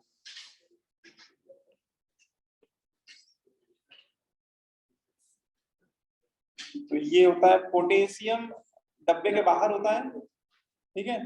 प्लेटिनम का कॉम्प्लेक्स होता है, 3 क्लोरिडो लिगेंड होते हैं, एक इसमें क्या होता है, एथिलीन होता है, एक इसमें एथिलीन होता है, उसके सामने ईटा स्क्वायर सिंबल यूज कर लिया था। ईटा स्क्वायर उसकी आइडेंटिटी है, उसकी पहचान है कि वो पाई बॉन्डेड लिगेंड है, और अपने पाई इलेक्ट्रॉन डेंसिटी को इसका स्ट्रक्चर भी अगर आपसे कभी पूछ लिया जाए तो बड़ी बात नहीं है ना। ये स्क्वायर प्लेनर कॉम्प्लेक्स होता है जीसस सॉल्ट। प्लेटिनम के कॉम्प्लेक्स 4 कोऑर्डिनेशन नंबर में मोस्टली स्क्वायर प्लेनर ही दिखेंगे, और प्लेटिनम सेंटर एटम है, 3 वैलेंसी पे बैठा दो, क्लोरीन से कनेक्ट कर दो, 3 जगह क्लोरीन बैठा दो, और एक जगह बैठाना है CH2 डबल बॉन्ड CH2, ठीक है। और इसमें एक बात आपको बताते हैं, ये एक क्वेश्चन इसमें बहुत प्यारा क्वेश्चन बनता है, आज तक इन्होंने पूछा नहीं, पता नहीं क्यों नहीं पूछा है ना, हो सकता है आप लोगों के टाइम में पूछेंगे। तो इसमें इस जीसस सॉल्ट में कितने ऐसे एटम है जो एक स्क्वायर प्लेन पे लाई कर रहे हैं, number of atom which lie in same plane, है ना, इसके कॉम्प्लेक्स के स्ट्रक्चर में, है ना। तो जैसा मैंने दिखाया है, मैंने जानबूझ के ऐसा स्ट्रक्चर बनाया है। देखो ये मान लो जेड एक्सिस है, ठीक है, और ये जो स्क्वायर का प्लेन है वो मान लो एक्स वाई प्लेन है। तो एक्चुअली जो एथिलीन का पाई बॉन्ड होता है ना, वो स्क्वायर प्लेन मतलब जो मॉलिक्यूलर प्लेन है उससे परपेंडिकुलर प्लेन पे लाई करता है, ठीक है। मतलब एथिलीन के जो कार्बन है दोनों और हाइड्रोजन, वो इस प्लेन पे लाई नहीं करेंगे, एक्स वाई प्लेन पे, है ना, तभी इसको मैंने ऐसे वर्टिकली दिखाया है, ये जेड एक्सिस के लाई कर रहा है। इसका मतलब इस स्क्वायर प्लेन पे कितने एटम लाई कर रहे हैं, 1 प्लेटिनम और 4 क्लोरीन। ये स्क्वायर प्लेनर है जरूर, वैसे जनरली क्या होता है स्क्वायर प्लेनर कॉम्प्लेक्स में चारों कॉर्नर पे बैठे हुए एटम और सेंट्रल एटम, पांचों के पांचों सेम प्लेन पे लाई करते हैं, नॉर्मल जो स्क्वायर प्लेनर कॉम्प्लेक्स होते हैं। लेकिन इसमें क्या है, ये वाला जो एथिलीन है ये अपना एक्चुअली पाई इलेक्ट्रॉन डेंसिटी कोऑर्डिनेट कर रहा होता है। तो पाई इलेक्ट्रॉन डेंसिटी कोऑर्डिनेट करने के लिए उसको जेड एक्सिस के अलॉन्ग ओरिएंटेड रहना पड़ता है, तभी वो ओवरलैप कर पाता है प्लेटिनम के डी ऑर्बिटल के साथ, है ना। वो ओवरलैपिंग तभी फिजिबल होती है वहां पर। तो इसमें लिख लीजिएगा only 4 atom lie in square plane, ठीक है। स्क्वायर प्लेनर कॉम्प्लेक्स जरूर है, लेकिन जो एथिलीन मॉलिक्यूल है वो स्क्वायर जो प्लेन है उसके लॉन्ग नहीं लाई कर रहा, उसके परपेंडिकुलर एक्सिस के लॉन्ग वो लाई, ठीक है। इससे कनेक्टेड है इथलीन से। हाँ प्लेटिनम देखो ऐसा समझो, क्लोरीन तो ये तीनों क्लोरीन तो अपने लोन पेयर कोऑर्डिनेट कर रहे हैं, लेकिन एथिलीन के पास लोन पेयर थोड़ी ना है। हाँ वो अपने पाई इलेक्ट्रॉन डेंसिटी को कोऑर्डिनेट कर रहा है ना। तभी किसी क्यों? हाँ बिल्कुल सही कह रहा हूँ कि वो एक्चुअली ये यहाँ पे जो ऑर्बिटल होंगे ये, हाँ, और इसका जो ऑर्बिटल होगा प्लेटिनम के वो ओवरलैप कर रहा है, क्योंकि वो ओवरलैपिंग कोऑर्डिनेशन बॉन्ड तो ऑर्बिटल के ओवरलैपिंग से होता है, ठीक है। लेकिन वो एक्चुअली जो पाई इलेक्ट्रॉन डेंसिटी है वो कोऑर्डिनेट कर रहा है, इसलिए उसको क्या बोलते हैं हम लोग, पाई बॉन्डेड कॉम्प्लेक्स, ठीक है। हाँ अच्छा, हाँ अब वो इसमें एक्चुअली क्या है कि अभी वो बैक बॉन्डिंग भी समझेंगे। एक्चुअली क्या है कि इसके बॉन्डिंग ऑर्बिटल से वो डोनेट कर रहा होता है, लेकिन कार्बन के पास एंटी बॉन्डिंग ऑर्बिटल खाली पड़े रहते हैं, ल्यूमो टाइप के, है ना। उसमें उल्टा वो इलेक्ट्रॉन डेंसिटी एक्सेप्ट कर रहा होता है। डी ऑर्बिटल जो उसके पास भरे भरे डी ऑर्बिटल होंगे, बट उनकी इलेक्ट्रॉन डेंसिटी ले रहा होगा, अपने एंटी बॉन्डिंग ऑर्बिटल में एक्सेप्ट कर रहा होगा, और अपने बॉन्डिंग वाला इलेक्ट्रॉन डेंसिटी डोनेट कर रहा है। पाई डेंसिटी डोनेट कर रहा है, बॉन्डिंग वाला एक्सेप्ट कर रहा है अपने एंटी बॉन्डिंग ऑर्बिटल में। वो मेटल के पास कुछ तो डी ऑर्बिटल भरे होंगे ना, D8 का केस है ना, तो कुछ तो डी ऑर्बिटल फिल होंगे। तो वो इस डायग्राम में तो बस ऐसा लग रहा है कि डोनेट कर रहा है, लेकिन एक्चुअली अभी एक डायग्राम बनाएंगे। नीटा के ऊपर जो पावर है वो क्या? हाँ नीटा के ऊपर पावर है वो उन कार्बन का एक नंबर होता है जिनके बीच में पाई इलेक्ट्रॉन डिस्ट्रीब्यूट हो रहा होता है, या डीलोकलाइज हो रहा होता है, या प्रेजेंट होता है ना। वो कई बार डीलोकलाइजेशन भी हो रहा होगा, जैसे तो ये वाला एग्जांपल बड़ा बढ़िया है, एलाइलिक वाला एग्जांपल आपको देखने मिल सकता है। ये लिगेंड एलाइलिक है और ये भी अपना पाई इलेक्ट्रॉन डेंसिटी डोनेट करता है। इसका मॉलिक्यूलर फार्मूला C3H5- है, ये इसका स्ट्रक्चर होगा, ठीक है। लेकिन अगर ध्यान से देखो तो ये एलाइलिक है, तो रेजोनेंस भी स्टेबलाइज होगा करना, बोलो। तो इसमें जो निगेटिव चार्ज है वो लपक झपक भी कर रहा है इस पाई बॉन्ड के साथ, है ना। तो इसका एक रेजोनेंस स्ट्रक्चर ऐसा भी बन रहा होगा, इसमें यहाँ डबल बॉन्ड आ जाएगा और यहाँ निगेटिव चार्ज आएगा।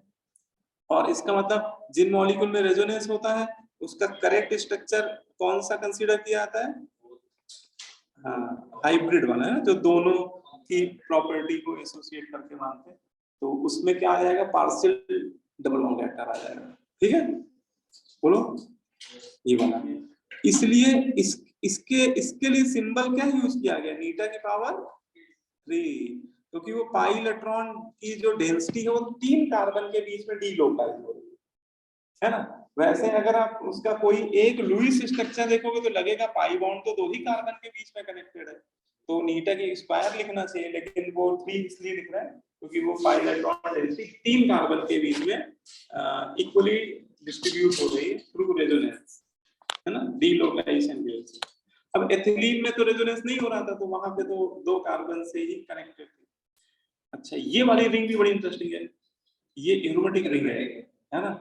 और इसमें अगर वही बात है, इसके टिकटॉक बनाने शुरू कर दो तो आपको लगेगा कि वो जो निगेटिव चार्ज है वो हर एक कार्बन पे जाएगा, है ना। हाँ तो इसमें आप क्या लिखोगे, ईटा की पावर में क्या लिखोगे? 3 क्यों 5? अगर उसके बना के देखो जो स्ट्रक्चर, जैसे ये यहाँ से चलेगा तो पहले यहाँ पहुंचेगा, फिर यहाँ से चलेगा तो यहाँ पहुंचेगा, फिर यहाँ से चलेगा तो यहाँ भी पहुंचेगा एक बार, ठीक है, और यहाँ से चलेगा तो यहाँ भी पहुंचेगा। तो उसके 5 जो एरोमेटिक वाला है ना, तो एरोमेटिक में 5 उसके बनेंगे। इसको ऐसे भी लिखा जाता है, इसका हाइब्रिड इसलिए इसको हम लोग कैसे लिखेंगे, ईटा की पावर 5। ठीक है, और एक बेंजीन था वो रफ हो गया, इसको भी नोट कर लो। तो बेंजीन भी एक आपका 5 बॉन्डेड कॉम्प्लेक्स है, और बेंजीन में तो ऑलरेडी रेजोनेंस चल ही रहा है, और इसमें पाई इलेक्ट्रॉन डेंसिटी 6 कार्बन के बीच में डिस्ट्रीब्यूटेड है, इसलिए इसके नाम के आगे ईटा पावर 6 लिखना है ना। क्लियर, इसमें जो पाई इलेक्ट्रॉन डेंसिटी वो 6 कार्बन पे डिस्ट्रीब्यूटेड। तो ये हाँ हो गया आपके पाई डोनर पाई एक्सेप्टर वाले। इस वाले लिगेंड का एक बड़ा अच्छा एग्जांपल है फेरोसिन, ये वाला लिगेंड, इसका एक बड़ा अच्छा एग्जांपल है फेरोसिन। फेरोसिन का स्ट्रक्चर क्या होता है, फेरोसिन होता है आयरन का कॉम्प्लेक्स होता है, और इसमें दो ये जो 5 मेंबर वाली एरोमेटिक रिंग होती है वो कनेक्टेड होती है। ठीक है, तो एक रिंग ये मान लो,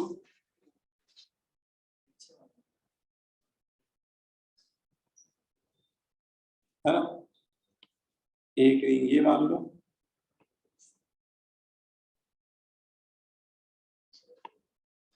और एक रिंग और मान लो।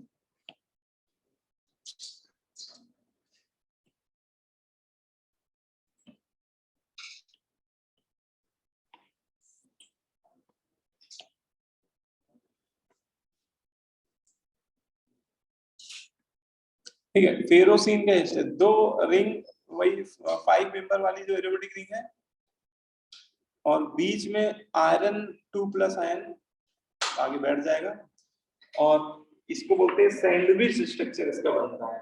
ठीक है, सैंडविच, दो रिंग के बीच में आयरन आगे बढ़ जाएगा, और वो आयरन किसी एक कार्बन से नहीं कनेक्टेड है, वो एक्चुअली क्या है कि निगेटिव चार्ज हर एक कार्बन पे डिस्ट्रीब्यूट हो रहा है, तो हर एक कार्बन पे -1/5 का चार्ज जा रहा हो, तो वो हर एक कार्बन से इक्वली कंट्रीब्यूशन हो रहा होता है। तो उसका जब ये स्ट्रक्चर बनाते हैं तो डॉटेड स्ट्रक्चर ऐसे बना दीजिए कि हर एक कार्बन से कनेक्ट करिए, रिंग के हर एक कार्बन से कनेक्ट करिए ऐसे।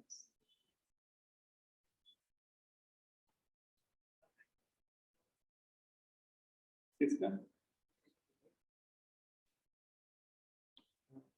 किसका पूछ लो, बेंजीन रिंग का।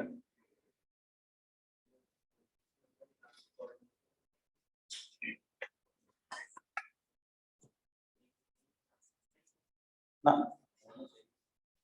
इसमें ऐसे नहीं निकाला, 5 बॉन्डेड कॉम्प्लेक्स में coordination number of donor atom के रिस्पेक्ट में नहीं निकला था।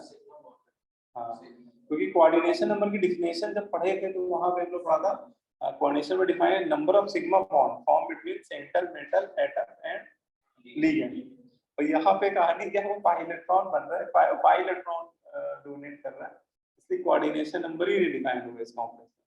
तो इसका शेप हम लोग कुछ बोल नहीं सकते, मतलब इसका शेप जो स्टैंडर्ड शेप हम लोग पढ़े थे ऑक्टाहेड्रल टेट्राहेड्रल उनमें से कोई नहीं है, इसका यही शेप है, और इसको एक नाम दिया जाता है स्क्वायर, इसको सैंडविच शेप बोलते हैं।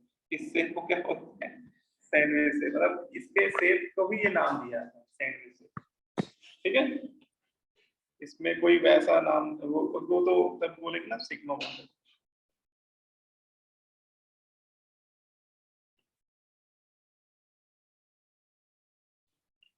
ठीक, सर तो यहाँ ये पे बीच में डिस्ट्रीब्यूट, हाँ क्या करें बेटा, सर यहाँ पे 10 कार्बन्स के बीच में डिस्ट्रीब्यूटेड है ना।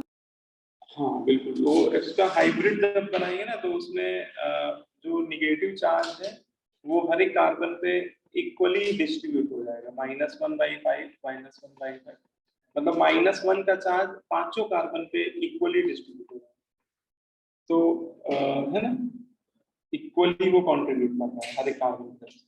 सर फिर ईटा की पावर 10 नहीं होगा। ईटा की पावर नहीं, देखो ईटा पर लिगेंड यूज किया था, ईटा सिंबल पर लिगेंड, एक लिगेंड है इसमें, तो एक एक ये जो रिंग देख रहे हैं वो तो 5 ही कार्बन से कनेक्ट होंगे ना सेंटर। यस। ये जो ईटा सिंबल वो पर लिगेंड डिफाइन होता है। ठीक है, तो ये हो गया। अब इसमें सेकंड टाइप बनता है ये sigma donor pi acceptor. Sigma donor pi acceptor ये कौन से होते हैं? तो इसमें जो हम लोग की सिलेबस में सबसे ज्यादा इसमें बातें होंगी वो ये लिगेंड है CO है Cn माइनस, ठीक है। मेन हम लोग के सिलेबस में जो है सिग्मा डोनर पाई एक्सेप्टर में वो ये दोनों है कार्बोनिल।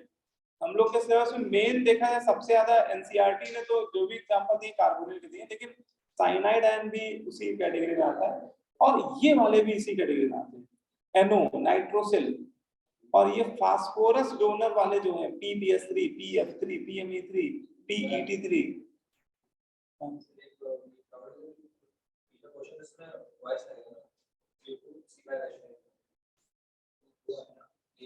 बिल्कुल,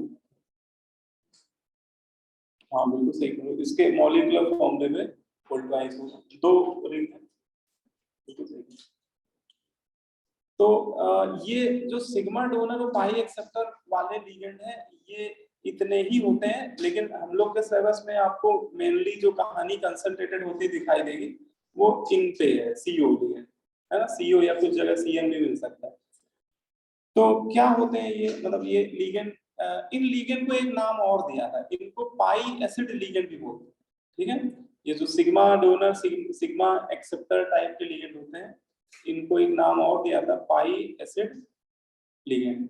और ये जो पाई एसिड लिगेंड है जो सिग्मा डोनर पाई एक्सेप्टर है ये एक बिल्कुल डिफरेंट टाइप की बॉन्डिंग बनाते हैं सेंट्रल मेटल के साथ, और उस बॉन्डिंग को हम लोग नाम देते हैं सिनर्जिक बॉन्डिंग, ठीक है।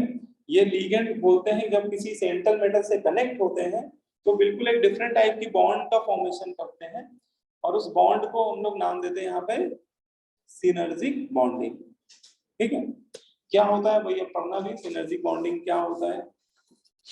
तो इसमें सिनर्जिक बॉन्डिंग में एक तरह की बैक बॉन्डिंग होती है, ठीक है। इसमें यही लिगेंड बनाते हैं सिग्मा डोनर पाई एक्सेप्टर वाले ligand, like CO carbonyl cyanide ion nitrosyl phosphorus वाले जितने मुन्ना भाई वो not only donate its lone pair electron to central atom. वो बोल रहे हैं कि ये लिगेंड जब किसी मेटल से कनेक्ट होते हैं तो केवल वो अपना सिग्मा इलेक्ट्रॉन डोनेट नहीं करते हैं, केवल अपना वो लोन पेयर डोनेट नहीं करते हैं, ठीक है। साथ ही साथ क्या करते हैं लिख लीजिए, बट आल्सो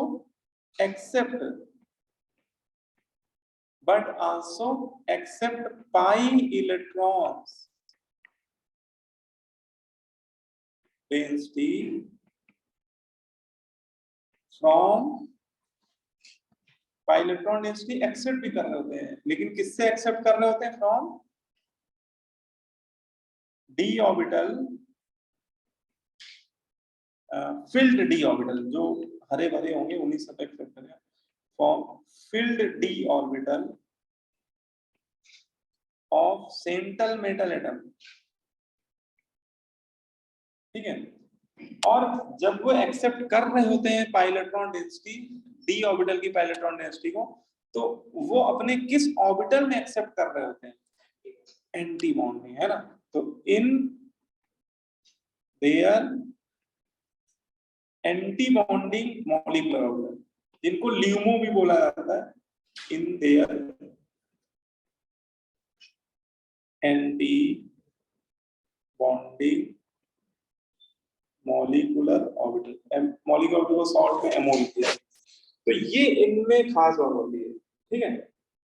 ये लिगेंड जब भी किसी मेटल के साथ बॉन्ड बनाते हैं, कॉम्प्लेक्स बनाते हैं, तो ये अपना लोन पेयर तो वाया सिग्मा बॉन्ड डोनेट कर रहे होते हैं, साथ ही साथ उस सेंट्रल एटम के फिल्ड d ऑर्बिटल की पाई इलेक्ट्रॉन डेंसिटी को रिवर्स मैनर में, बैक डायरेक्शन में वो एक्सेप्ट भी कर रहे होते हैं अपने एंटी बॉन्डिंग मॉलिक्यूलर ऑर्बिटल, ठीक है।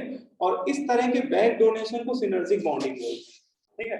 तो इस लाइन में भी लिख लीजिए, this type of back donation, this type of back donation,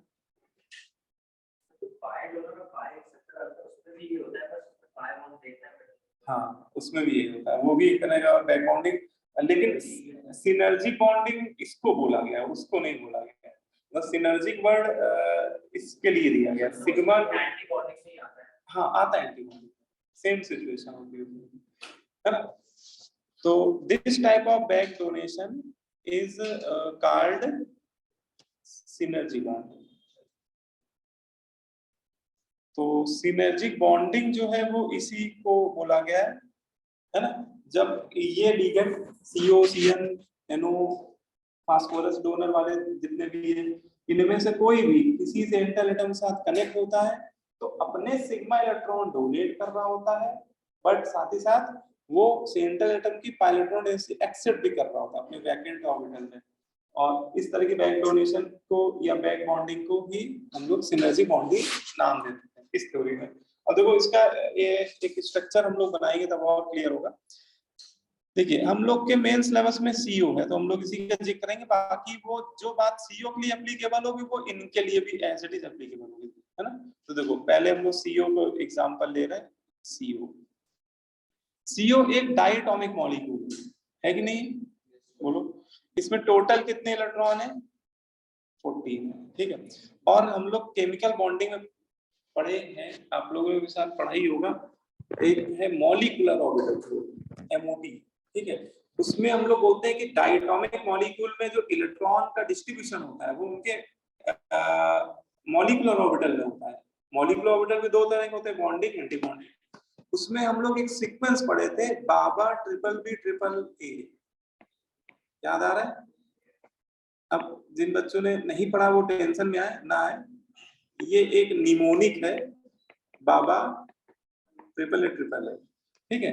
जब इंसान हार जाता है तो भगवान को याद करता है। तो आजकल भगवान कई रूपों में है ना, सबके अलग अपने अलग अलग बाबा हैं, तो हम लोग बाबा को याद करेंगे। बाबा BBB, ठीक है। साईं बाबा, या इस समय सावन चल रहा है तो भोलेनाथ बाबा, ठीक है, आसाराम बाबा, सबके अपने अपने, है ना। तो देखो बाबा BBB, तो ये एक सीक्वेंस है। B फॉर बॉन्डिंग होता है, A फॉर एंटी बॉन्डिंग होता है, ठीक है। तो इसमें इलेक्ट्रॉन जो 14 इलेक्ट्रॉन होते हैं वो इन मॉलिक्यूलर ऑर्बिटल में फिल होते हैं। तो पहले दो, अच्छा सब में दो से ज्यादा किसी में नहीं फिल हो सकते। एक मॉलिक्यूलर ऑर्बिटल में मैक्सिमम कैपेसिटी 2 इलेक्ट्रॉन की होती है। तो 14 इलेक्ट्रॉन को अगर फिल करना हो तो पहले 2 बॉन्डिंग में जाएंगे। ये एक्चुअली वेनस का बॉन्डिंग होता है, वेनस का बॉन्डिंग होता है ये। और उसी का एंटी बॉन्डिंग सिग्मा सितारा वेनस, ठीक है। हाँ, फिर सिग्मा 2s का बॉन्डिंग, फिर उसका सितारा, फिर पाई, हाँ सिग्मा 2p z का बॉन्डिंग, फिर ये बराबर साइन जो लगा हुआ है ये, हाँ पाई वाले होते हैं, इनकी एनर्जी इक्वल होती है। तो पाई 2px और पाई 2py, यहां तक 14 इलेक्ट्रॉन फिल हो जाएंगे। देखो हो गए, क्लियर। इससे क्या फायदा होगा? इससे हम लोग बॉन्ड ऑर्डर निकाल लेंगे CO का। क्या आएगा? ये फॉर्मूला होता है half times of number of bonding minus anti bonding. तो इसके बॉन्डिंग मॉलिक्यूलर ऑर्बिटल में कितने इलेक्ट्रॉन फिल हो चुके हैं? काउंट करो जरा, है ना। 10 बॉन्डिंग वाले गिन डालो। देखो 2 2 4 2 6 2 8 2 10, और एंटी बॉन्डिंग में 4, तो बॉन्ड ऑर्डर कितना आ गया? 3। तो इससे हम लोग ने ये पता लगा लिया कि CO का बॉन्ड ऑर्डर कितना होता है? 3 होता है। CO लिगेंड जो होता है ना, उसमें कार्बन ऑक्सीजन के बीच में ट्रिपल बॉन्ड बन रहा होता है, ठीक है। एक इस तरह का ये स्ट्रक्चर हम लोग उसको बनाना सीखेंगे। तो अभी इसको मैं हटा रहा हूँ, ठीक है, क्योंकि हम लोग बनाना सीख रहे हैं, ठीक है। देखो हम लोग इसको बनाना सीख रहे हैं कि ये कैसे बन रहा है। देखो तो हम लोग पहले CO दिखा देंगे। CO के बीच में कौन सा बॉन्ड दिखाएंगे? Triple bond. ट्रिपल बॉन्ड क्यों दिखाया? क्योंकि बॉन्ड ऑर्डर 3 आ रहा है, कार्बन मोनोऑक्साइड लिगेंड का। अब देखो यहाँ पे आपको चीजें कुछ क्लियर हो रही हो कि जब मैं इसका इलेक्ट्रॉनिक कॉन्फ़िगरेशन कर रहा हूँ, ठीक है, तो इस इन मॉलिक्यूलर ऑर्बिटल में आप बताइए कि कहां तक इलेक्ट्रॉन डिस्ट्रीब्यूट हो रहा है? ये वाले बॉन्डिंग तक जा रहा है, ठीक है। तो और ये वाले जो 2 बॉन्डिंग वाले हैं, ये फिल्ड मॉलिक्यूलर ऑर्बिटल में सबसे हाईएस्ट एनर्जी वाले हैं, क्योंकि इस डायरेक्शन में एनर्जी क्या हो रही है? बढ़ रही है, ठीक है। और अगर मैं पूछूं कि जो फील्ड ऑर्बिटल है, फील्ड मॉलिक्यूलर ऑर्बिटल में सबसे हाईएस्ट एनर्जी का कौन सा ऑर्बिटल है, तो आप कहोगे सर फील्ड वालों में तो ये लास्ट में जो 2 ऑर्बिटल है यही तो हाईएस्ट, इनको होमो बोल देते हैं शॉर्टकट में, पूरा नाम है highest occupied molecular orbital, highest energy वाले ऑक्युपाइड मॉलिक्यूलर ऑर्बिटल, है ना। तो ये कौन से हैं, बॉन्डिंग है। और अच्छा फिर कौन सर ये इनका चेहरा बताओ कौन से है। अच्छा एक मामला गड़बड़ हो रहा है, नहीं ध्यान दिया आप लोगों ने, ध्यान दिया, ये 14 इलेक्ट्रॉन है, 14 ज्यादा ऑर्डर चेंज होता है ना। कहाँ चेंज होता है, यहीं पे चेंज हो जाता है। ये दोनों बराबर वाले पहले आते हैं, pi two p x pi two pi y पहले फिल हो जाता है, सिग्मा टू पी जेड, और वो मैंने 14 से कम वाले का लिख दिया था, तभी वो अब जैसे ही मैं बोल रहा हूँ ना तब मुझे क्लिक किया, अरे तो गड़बड़ हो रहा है मामला। देखो एक्चुअली इसका बॉन्डिंग वाला सिग्मा टू पी जेड होता है, इसका होमो वाला, बस फर्क इतना पड़ जाएगा, होमो वाला बदल जाएगा। इसमें होमो कौन सा होगा फिर, हाँ, और ये वाला जो है वो सिग्मा टू पी जेड है, ठीक है, क्लियर हो गया। 14 के आगे ऑर्डर डिस्टर्ब होता है ना। अब इसमें ये है कि जिन बच्चों ने ऐसे जेएफ वाले बच्चों ने पढ़ा होगा तो उनको समझ में आ रहा होगा, ये बात पढ़ा था आप लोगों ने, नहीं अभी नहीं, 11 में स्कूल लेवल में ही पढ़ा होगा, अगर मतलब ये बस ऑर्डर भी पढ़ा होगा तो थोड़ा समझ में आ रहा होगा कि क्या हम कर रहे हैं, है ना, ये पढ़ा है कोई बात नहीं, समझ लो, तो इसमें इतना टफ नहीं। तो इसमें जो ये ऑर्बिटल है ये मैंने दिखा दिया, इसका कौन सा, सिग्मा टू पी जेड दिखा दिया, चलो सिग्मा टू पी जेड, और ये मान लिया कि ये हमारी जेड एक्सिस है, ये कौन सी एक्सिस है, जेड एक्सिस, ठीक है। तो अच्छा अब इसमें इलेक्ट्रॉन बताओ है कि नहीं है, तो इसको कुछ कलर कर देते हैं, कलर मतलब वो इलेक्ट्रॉन क्लाउड होता है ना नेचर, भाई वेव नेचर टॉर्नेडो का, तो उसमें मैंने कलर कर दिया है, वो 2 ही इलेक्ट्रॉन, अगर दिखाना चाहो तो वैसे आप 2 इलेक्ट्रॉन दिखा सकते हो, ठीक है। अब इसमें आप बताओ कि इस योग का ल्यूमो ऑर्बिटल कौन सा है, ल्यूमो, ल्यूमो क्या है, उसको बोलते हैं लोवेस्ट अनऑक्युपाइड मॉलिक्यूलर ऑर्बिटल, है ना, मतलब जो खाली खाली है, खाली खाली वालों में कम एनर्जी वाला कौन सा है, हाँ ये वाला है ल्यूमो। इसका फॉर्मूला होगा पाई सितारा 2p x बराबर पाई सितारा 2p y, लेकिन ये इसके एंटी बॉन्डिंग मॉलिक्यूलर ऑर्बिटल है जो कि खाली पड़े हुए इस समय, है ना। तो भैया दिखाना तो भैया इनको भी पड़ेगा क्योंकि एग्जिस्ट ये भी कर रहे हैं, लेकिन इनमें कलर मत करना क्योंकि खाली पड़े। पाई सितारा 2p y पाई सितारा 2p जेड है तो 2, लेकिन हम लोग कोई एक दिखा देंगे, उससे भी हम लोग को समझ में आ जाएगा। ऐसा एक और होगा वो x एक्सिस के लॉन्ग लाई कर रहा होगा, ठीक है। तो मैंने ये y एक्सिस मान ली ऊपर वाली, तो ये हो गया पाई सितारा 2p y, लेकिन ये वैकेंट है, लेकिन सितारा लगा दिया तो इसको कौन सा बोलेंगे, बॉन्डिंग एंटी बॉन्डिंग, ये एंटी बॉन्डिंग, किसी को ल्यूमो बोल सकते हो कि भैया ये सीओ का ल्यूमो, है ना। ये कहानी, ये मैंने ऑर्बिटल पिक्चर बना दी सीओ की। अब मेटल के साथ बना लीजिए, मेटल जिसके साथ ये बॉन्ड बना रहा होगा, तो आप ऐसा करो मेटल की वैलेंस शेल में कुछ डी ऑर्बिटल है ना, बोलो भाई, उसमें से कुछ फील्ड होंगे, कुछ वैकेंट होंगे, तो इसमें ऐसा मान लिया कि ये वाला वैकेंट, ठीक है, और बाकी ये वाले फील्ड, ठीक है, मेटल का। तो जब ये सीओ बॉन्ड बना रहा होगा इस मेटल के साथ, तो इसमें क्या हो रहा होगा, देखो ये मेटल का जो खाली वाला ऑर्बिटल है वो इसके भरे वाले के साथ ऐसे ओवरलैप कर रहा होगा, और लेकिन इसका भरा वाला किसके साथ ओवरलैप करेगा, उसके एंटी बॉन्डिंग के साथ, तो यही है सिनर्जी बॉन्डिंग। लेकिन ऐसे हम लोग इतनी पास पास चिपकाएंगे तो हमें डायग्राम ही नहीं समझ पाएंगे, तो हम लोग थोड़ा इज्जत के साथ बनाएंगे, दूर बनाएंगे, ठीक है। तो सिग्मा वाला तो समझ में आ गया, अच्छा इसने दे दिया अपना सिग्मा इलेक्ट्रॉन डेंसिटी, ये कौन दे रहा है, कार्बोनिल दे रहा है कि मेटल, कार्बोनिल सिग्मा डोनेट किया और साथ ही साथ पाई इलेक्ट्रॉन बैक डोनेशन से लपक रहा है ना, ये बैक डोनेशन हो रहा है। हाँ बोलो बोलो। इलेक्ट्रॉन से मेटल के हाँ बोलिए। मेटल के हाँ मेटल के पास जो वैकेंट वाला होगा वो तो उसके 2pz बॉन्डिंग वाला 2pz के साथ सिग्मा बॉन्ड बनाएगा, लेकिन जो मेटल के साथ फिल्ड वाले होंगे वो अपनी इलेक्ट्रॉन डेंसिटी उल्टा साइमल्टेनियसली किसको दे रहे होंगे, उसके एंटी बॉन्डिंग ऑर्बिटल।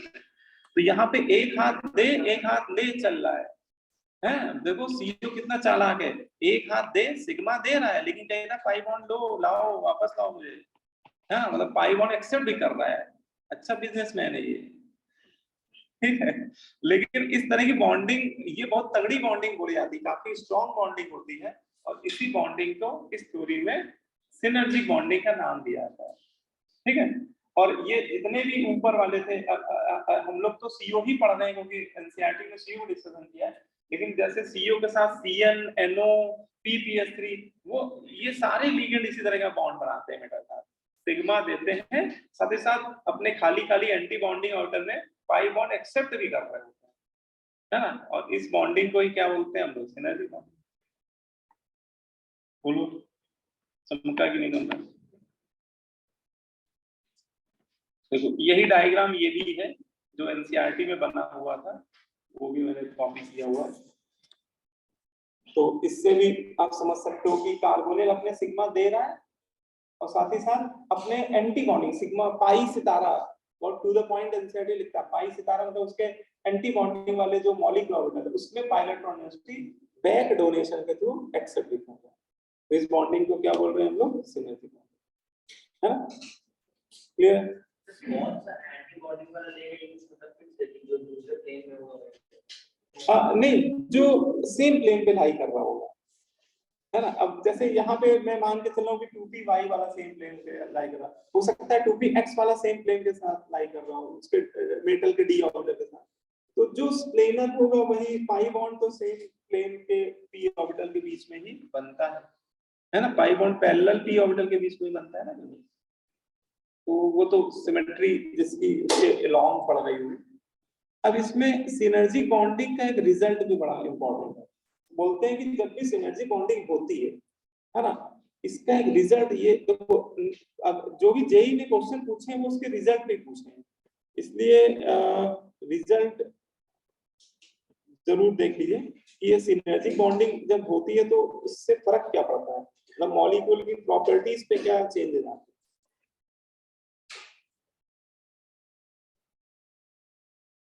तो इसमें एक आपको रिजल्ट मैं बताने जा रहा हूँ, ये रिजल्ट आप समझिए क्या क्या है। देखो इसको मैं रटाने ही चाहता हूँ, थोड़ा समझा के बताना चाहता हूँ। देखो यहाँ पे अगर आप ध्यान दो कि जब सिनर्जी बॉन्डिंग हो रही है, बस 2 सेकंड लिखना बंद करके बस समझ लीजिए इस बात को, तो आपको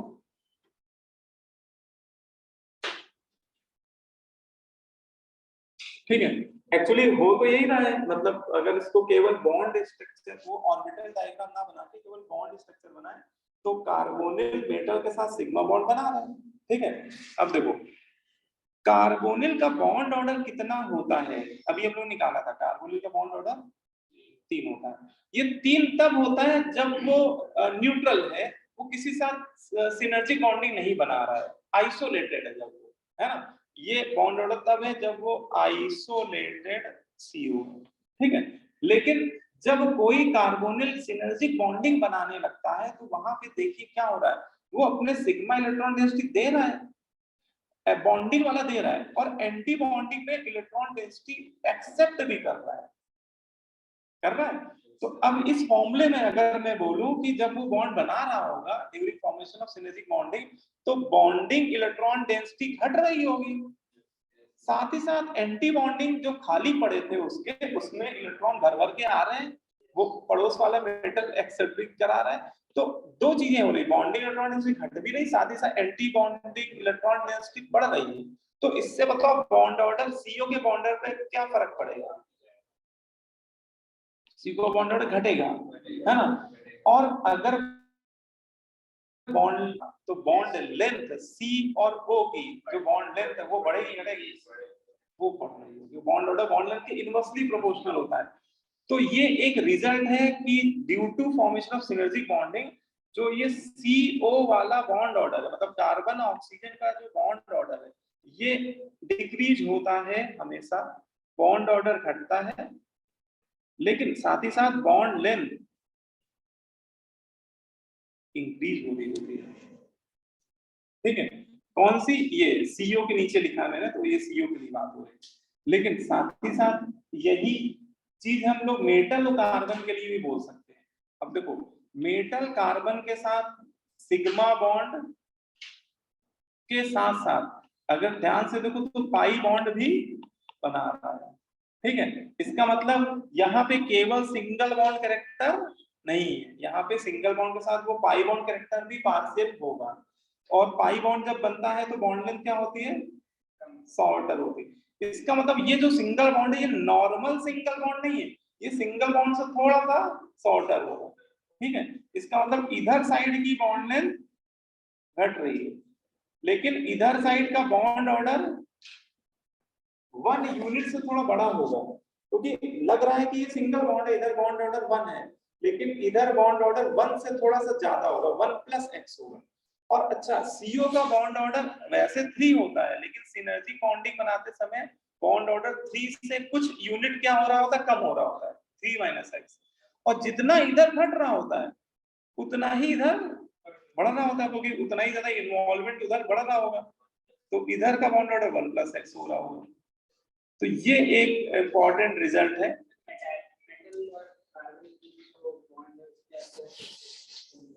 हाँ, इसमें ऐसा कि मेटल कार्बन का जो सिंगल बॉन्ड है उसके अंदर सिंगल बॉन्ड कैरेक्टर नहीं है परफेक्ट, सिंगल बॉन्ड से भी मजबूत बॉन्ड है देखा जाए तो, क्योंकि वो सिग्मा बॉन्ड तो बना ही रहा है, साथ ही साथ पाई बॉन्ड एक्सेप्ट भी कर रहा है। तो यहाँ पे मेटल और कार्बन के बीच सिग्मा बॉन्ड के साथ थोड़ा सा क्या आ रहा है? पाई बॉन्ड कैरेक्टर भी आ रहा है, तो इसकी बॉन्ड एनर्जी थोड़ी सी ज्यादा होगी, नॉर्मल सिंगल बॉन्ड की तुलना में थोड़ा स्ट्रॉन्गर बॉन्ड होगा, है ना?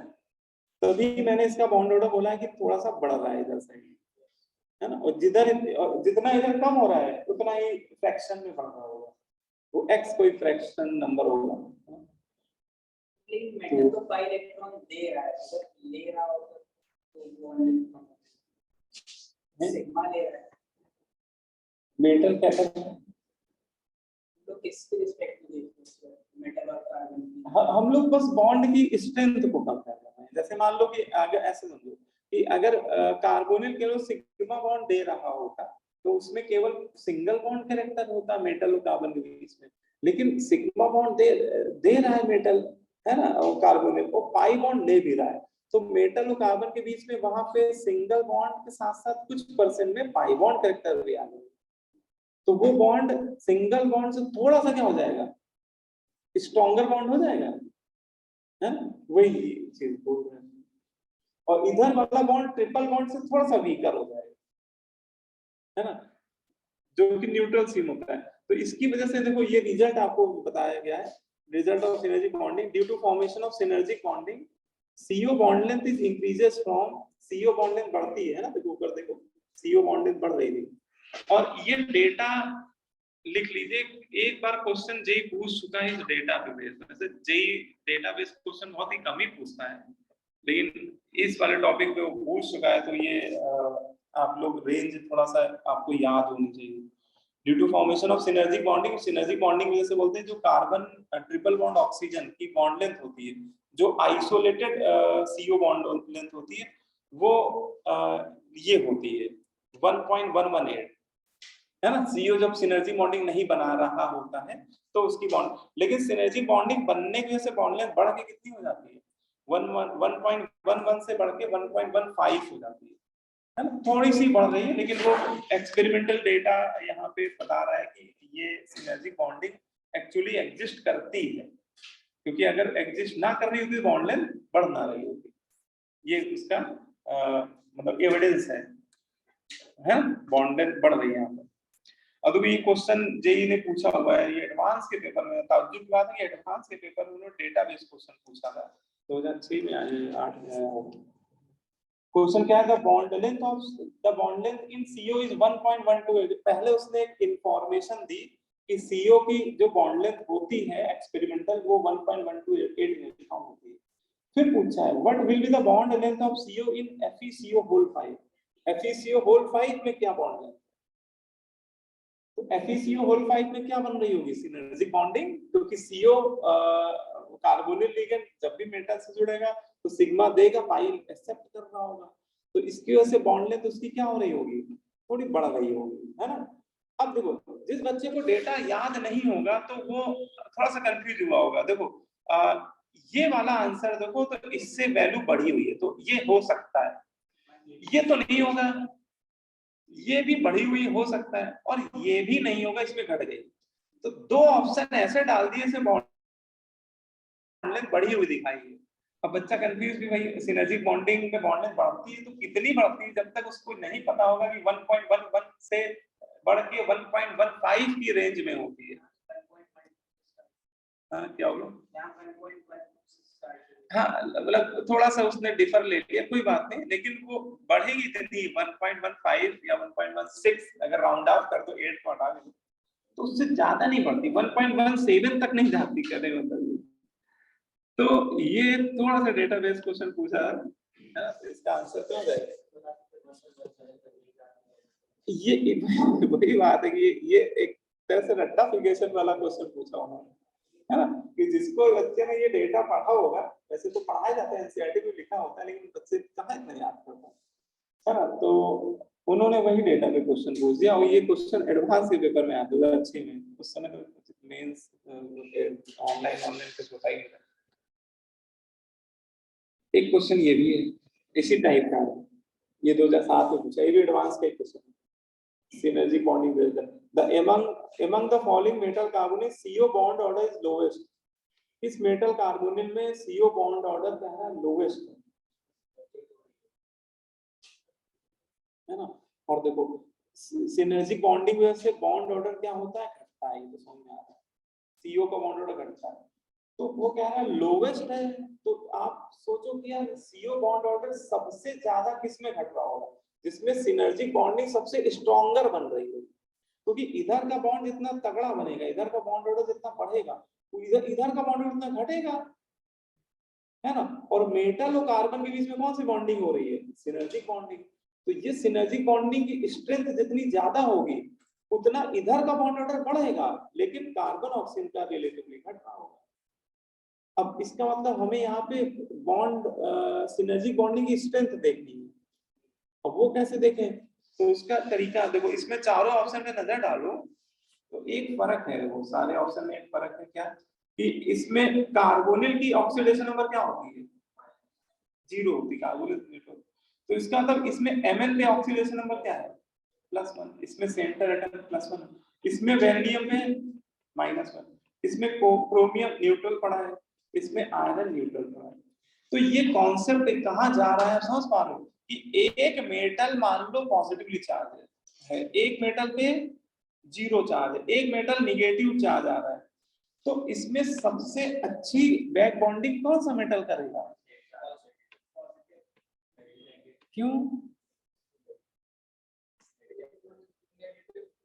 मेटल देखो मेटल क्या कर रहा है, मेटल पाई इलेक्ट्रॉन दे रहा है, मतलब मेटल का क्या कंट्रीब्यूशन है सिनर्जी बॉन्डिंग, पाई इलेक्ट्रॉन दे रहा है, तो देगा अच्छा कौन, जो जिसपे पॉजिटिव चार्ज हो वो अच्छा डोनर होगा, जिसकी दुनिया खुद से लूटी वो अच्छे से देगा, कि जो इलेक्ट्रॉन रिच हो गए, जिनके डी ऑर्बिटल में नेगेटिव चार्ज है, इलेक्ट्रॉन रिच है, वो अच्छा डोनर होगा।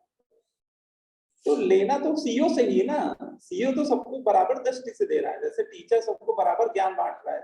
अब कोई बच्चा ज्यादा अच्छे समझ रहा है, कोई कुछ नहीं समझ रहा है, क्या थोड़ा बहुत समझ रहा है नहीं।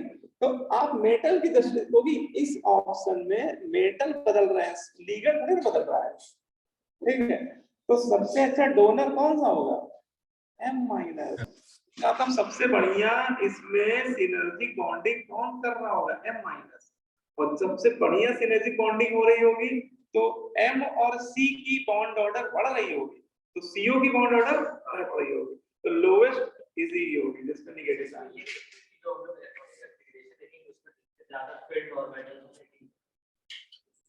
नहीं, वो इलेक्ट्रॉन डेंसिटी d ऑर्बिटल के फील्ड से नहीं डिपेंड करेगी, डोनेशन की टेंडेंसी, बैक डोनेशन की टेंडेंसी भी डिपेंड करेगी, और बैक डोनेशन की टेंडेंसी फील्ड तो सारे निकल आएंगे, फील्ड तो सारे निकल आएंगे उसमें, बस इसमें निगेटिवली चार्ज मेटल है तो उसके डोनेट करने की टेंडेंसी सबसे ज्यादा होगी, आसानी से, अच्छा एक तरह से लुईस बेस होगा, है ना, लुईस बेस अच्छा होगा तो वो इजीली जोन पेरेंट्स मिलेगा। ठीक है, क्लियर?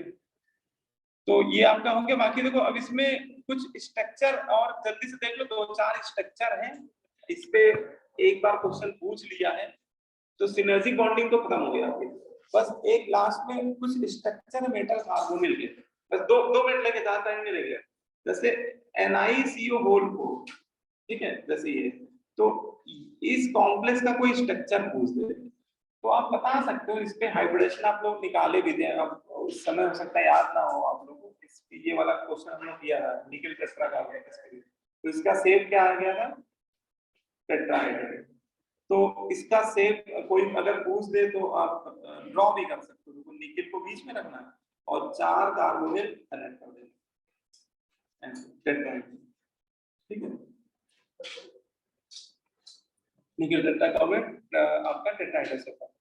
एक ये बड़ा फेमस है FeCO होल, ये सारे मेटल कार्बोनिल हैं, इनका शेप आपसे पूछा आ सकता है, FeCO whole, FeCO whole 5 TBP shape का होता है, ट्राइगोनल बाइपिरामिडल, ये इसका शेप बना हुआ है। और एक बात बता रहे हैं, जितने भी मेटल कार्बोनिल होते हैं वो EAN रूल फॉलो करते हैं, इफेक्टिव एटॉमिक नंबर, अभी बताइए ENV क्या होता है, आप वो भी बता देते हैं, है ना, वो एक फॉर्मूला होता है उससे निकलता है।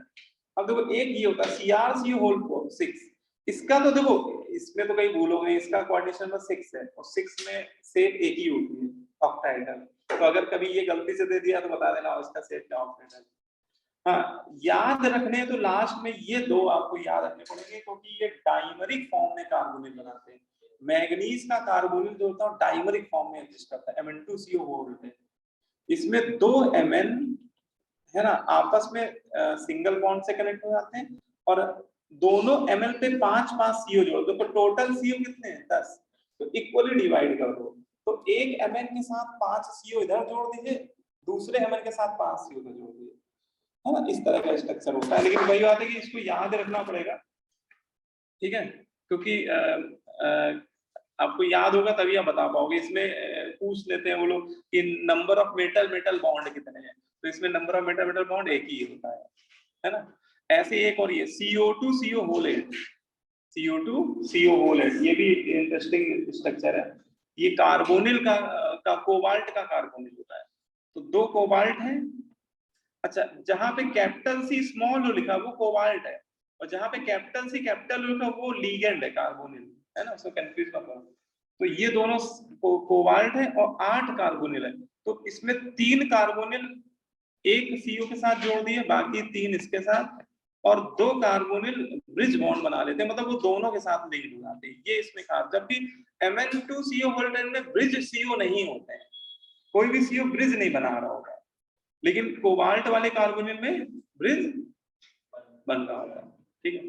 एक और होता है यार CO CO2 CO होल, अरे ये ऊपर ही वाला है, सेम ही, ये वही है, एक CO2CO होल 9 भी होता है, उसमें एक CO ब्रिज और जुड़ जाएगा, अगर 9 बनाओगे ना तो वो 3-3-3 वाला केस हो जाएगा, 3 इधर बीच 3 में ऑक्सो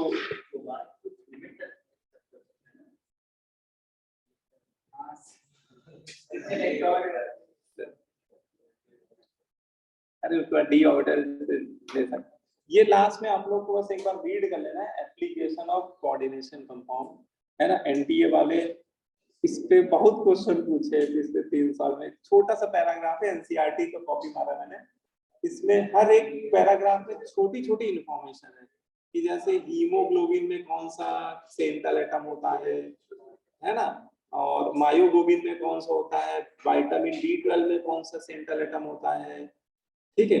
तो जैसे ये विल्किंसन कैटलिस्ट के तो पीछे ही पड़ गए, 2-3 बार पूछ चुके हैं। विल्किंसन कैटलिस्ट, ये देखो लिखा हुआ है, विल्किंसन कैटलिस्ट का फॉर्मूला 2 बार पूछ चुके हैं वो लोग, है ना। रोडियम CrTt से होता है, ये कहाँ यूज होता है, हाइड्रोजनेशन में यूज होता है, ठीक है। तो ये एक बार पढ़ लेना आप लोग, एक आजकल बना रहे क्वेश्चन तो पूरा चैप्टर पढ़ लिया, पता लगा तुमने एप्लीकेशन नहीं उसी में क्वेश्चन दे दिया है ना, एंटी वाले वो बता, तो ये कर रहे हैं, ठीक है। तो ये कर लेना है, ये आपका कंप्लीट हो गया है, बाकी ईयर रूल में आपको बता दूंगा, तो ठीक है। सीट आप लोग लगा सकते हो, अब पूरी सीट आप लगाने शुरू करें, ठीक है। कोऑर्डिनेशन की पूरी सीट आपको लगी। Good night.